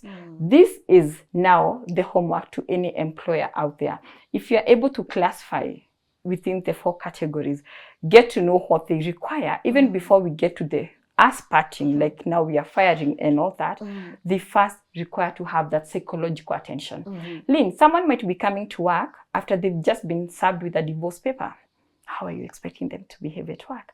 Someone might be coming to work when everything about them is absolutely not working, when they are going through debts, when they have a lot within them. Yeah, it's so unfortunate that there is a lot, and because Louis, he has been in the limelight, so there is again much expectation from you people who are already out there than most of us. You will not get to know what we are dealing with, and because even if you meet someone today, and you are told this is the Teresa who used to be like this, you're like, I do not have anything to document or to refer to. But for Louis, like, everything is out there. His work is out there. First, the memories. We can all remember him, and, everything. Exactly. Yes. And now when we look at him, like, we see there is a big gap. Of course, there is the health condition. And of course, when it comes to medical condition, it's still something else. And this is what we call, we ask people out there, and I'm also, thanking you, because you are assisting in calling out for help.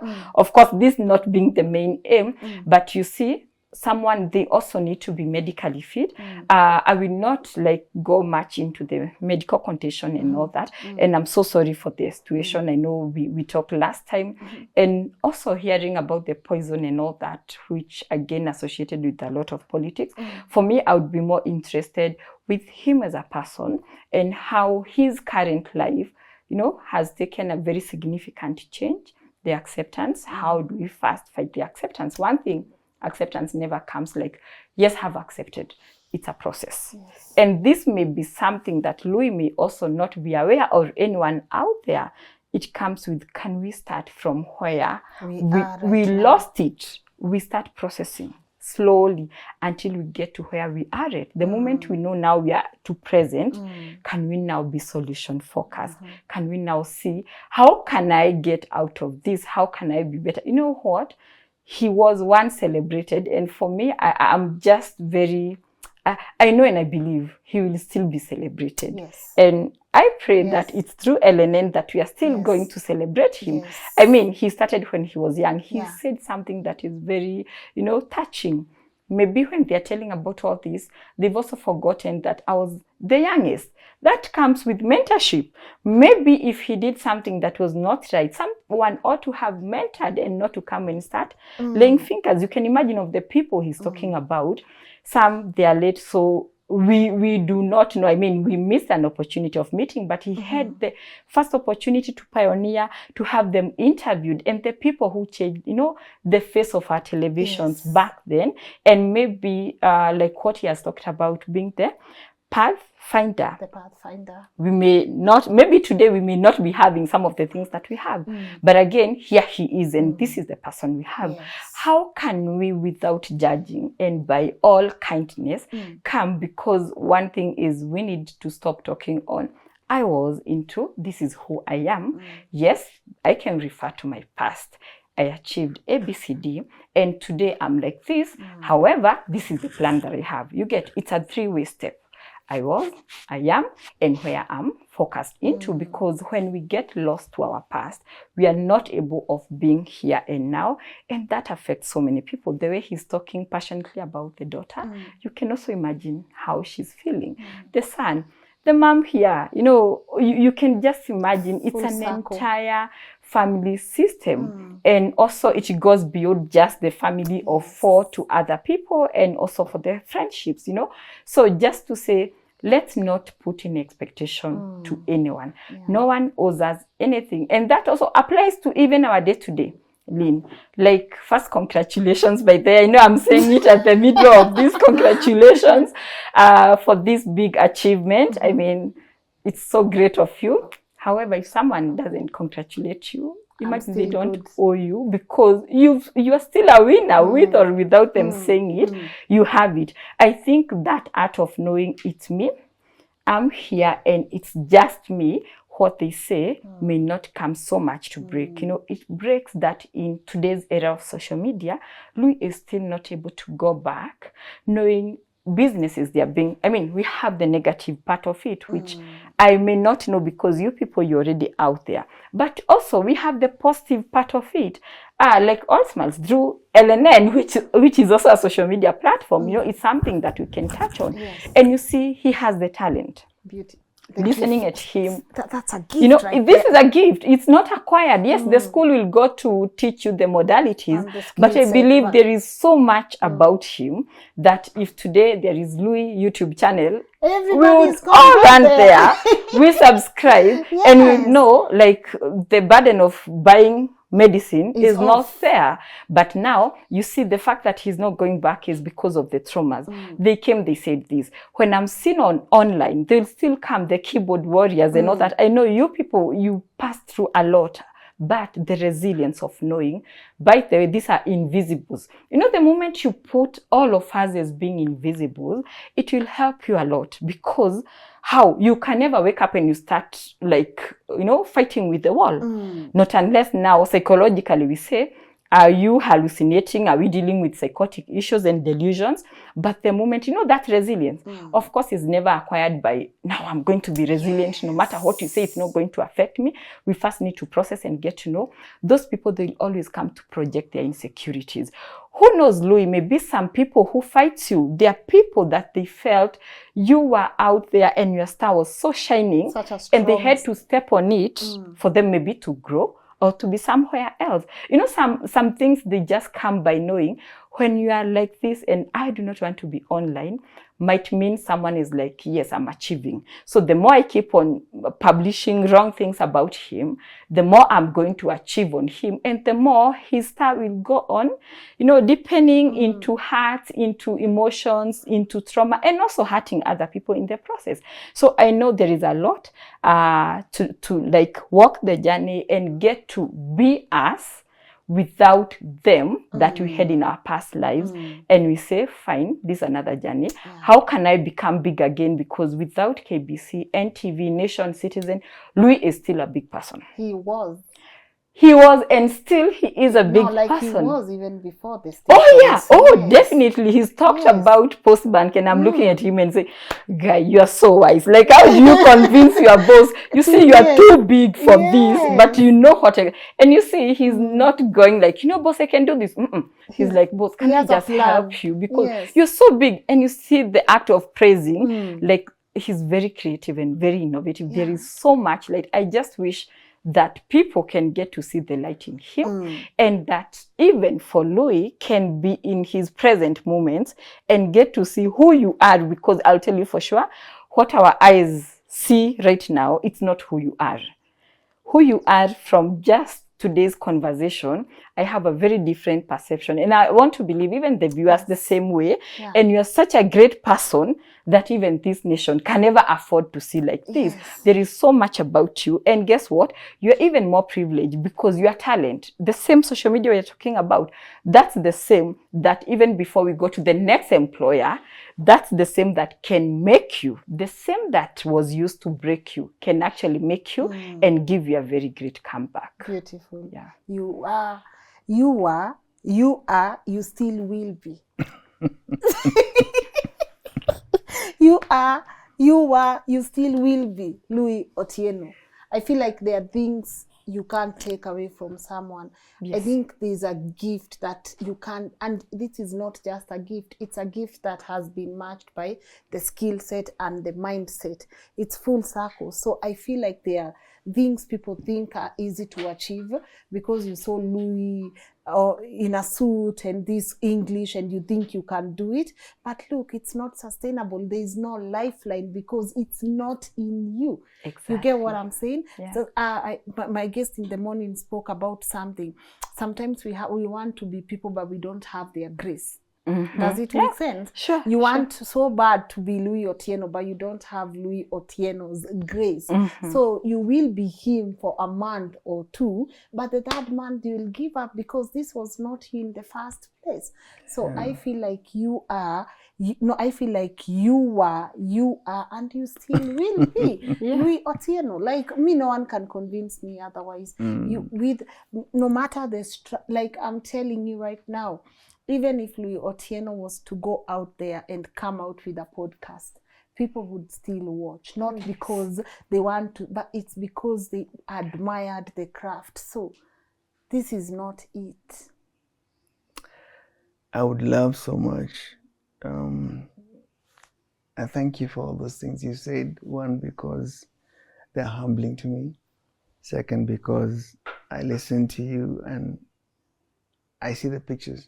It's like moving frames.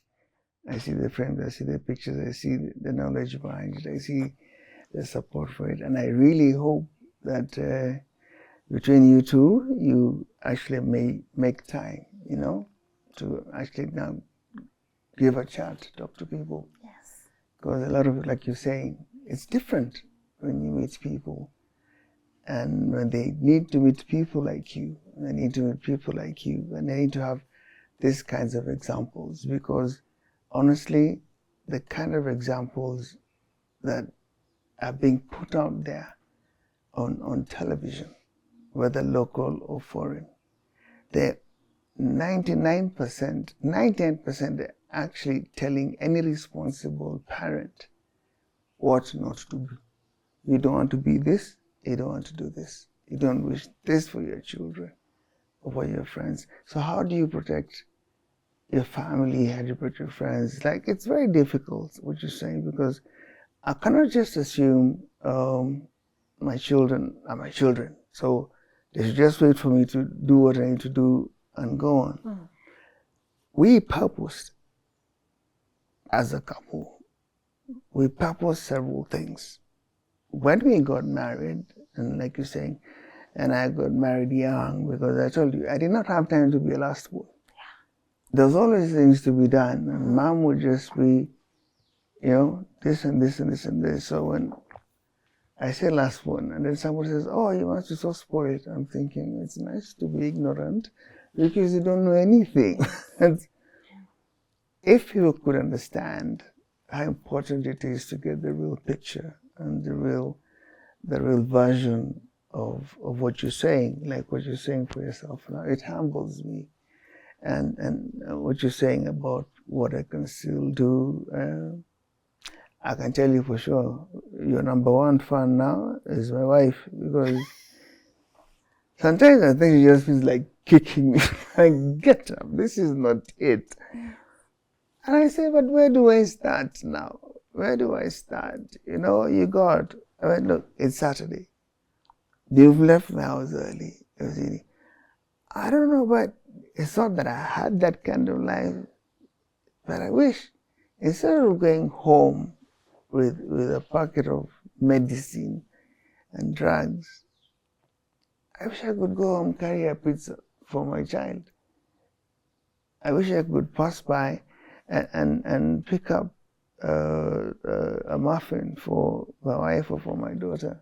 It's not just every time they see you carrying something, they know for sure, okay, it's come from the doctor. So she'd be surprised and say, no, open it. They're like, are you sure? And they say, oh, it's true. And like I said, and I don't know what you have to say about this, because It is really, I don't know how to say it, that people can feel it.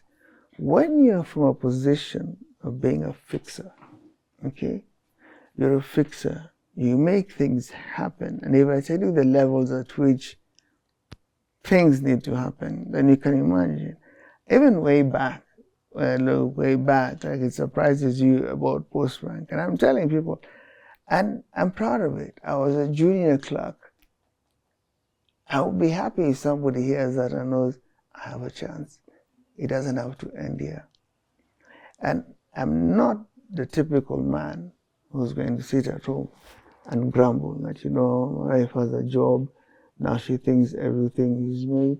No, when she was working, when she was out there in the field and doing things, I was happy. I was happy. In fact, if you ask me about even a domestic problem, maybe it was when I thought, okay, maybe my wife doesn't like this nonsense of being on TV every day for me.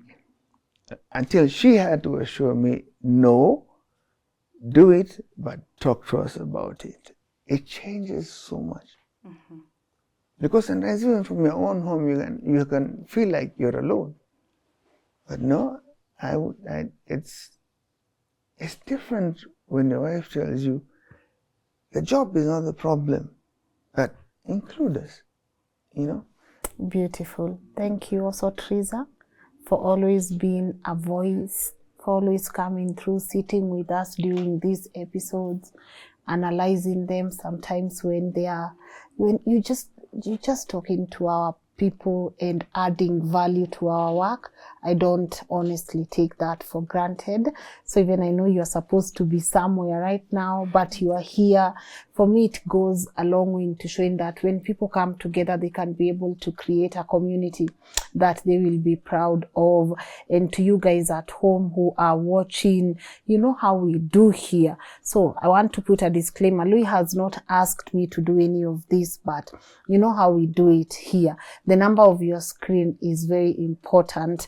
At least we say the best we can do on this platform is elevate someone emotionally, spiritually, financially, and even if you are not able to contribute anything, prayers alone are enough. Let's pray that he continues to see the greatness in him. Let's pray that he will wake up one day and decide this is inside me. No one can take it from me. And let's pray that above all things, his family can experience the peace of mind that we all get to experience once in a while, And also to my team, I know sitting in these episodes is not the head guy. The water is gone. Yeah, today we're going to kuja mpaka tukamaliza. I know it's not the easiest thing. So Edgar, Muga, and Scholar, thank you for always coming through. And I know after here, this project goes through the editing process. So Kelvin, Sam, and Mary, thank you for everything you do. And thank you guys at LNN for just being incredible supporters of our work. Again, let's do what we do best. The number on your screen right now, let's use it. I will personally use it. And guys, I keep saying, even if you are not able to, don't be shy about it. It's okay. Say a prayer to this family, and let's always remember to give flowers to people when they are still with us. I'm gonna see you tomorrow at 10 a.m. Have an amazing day. God bless. Bye-bye.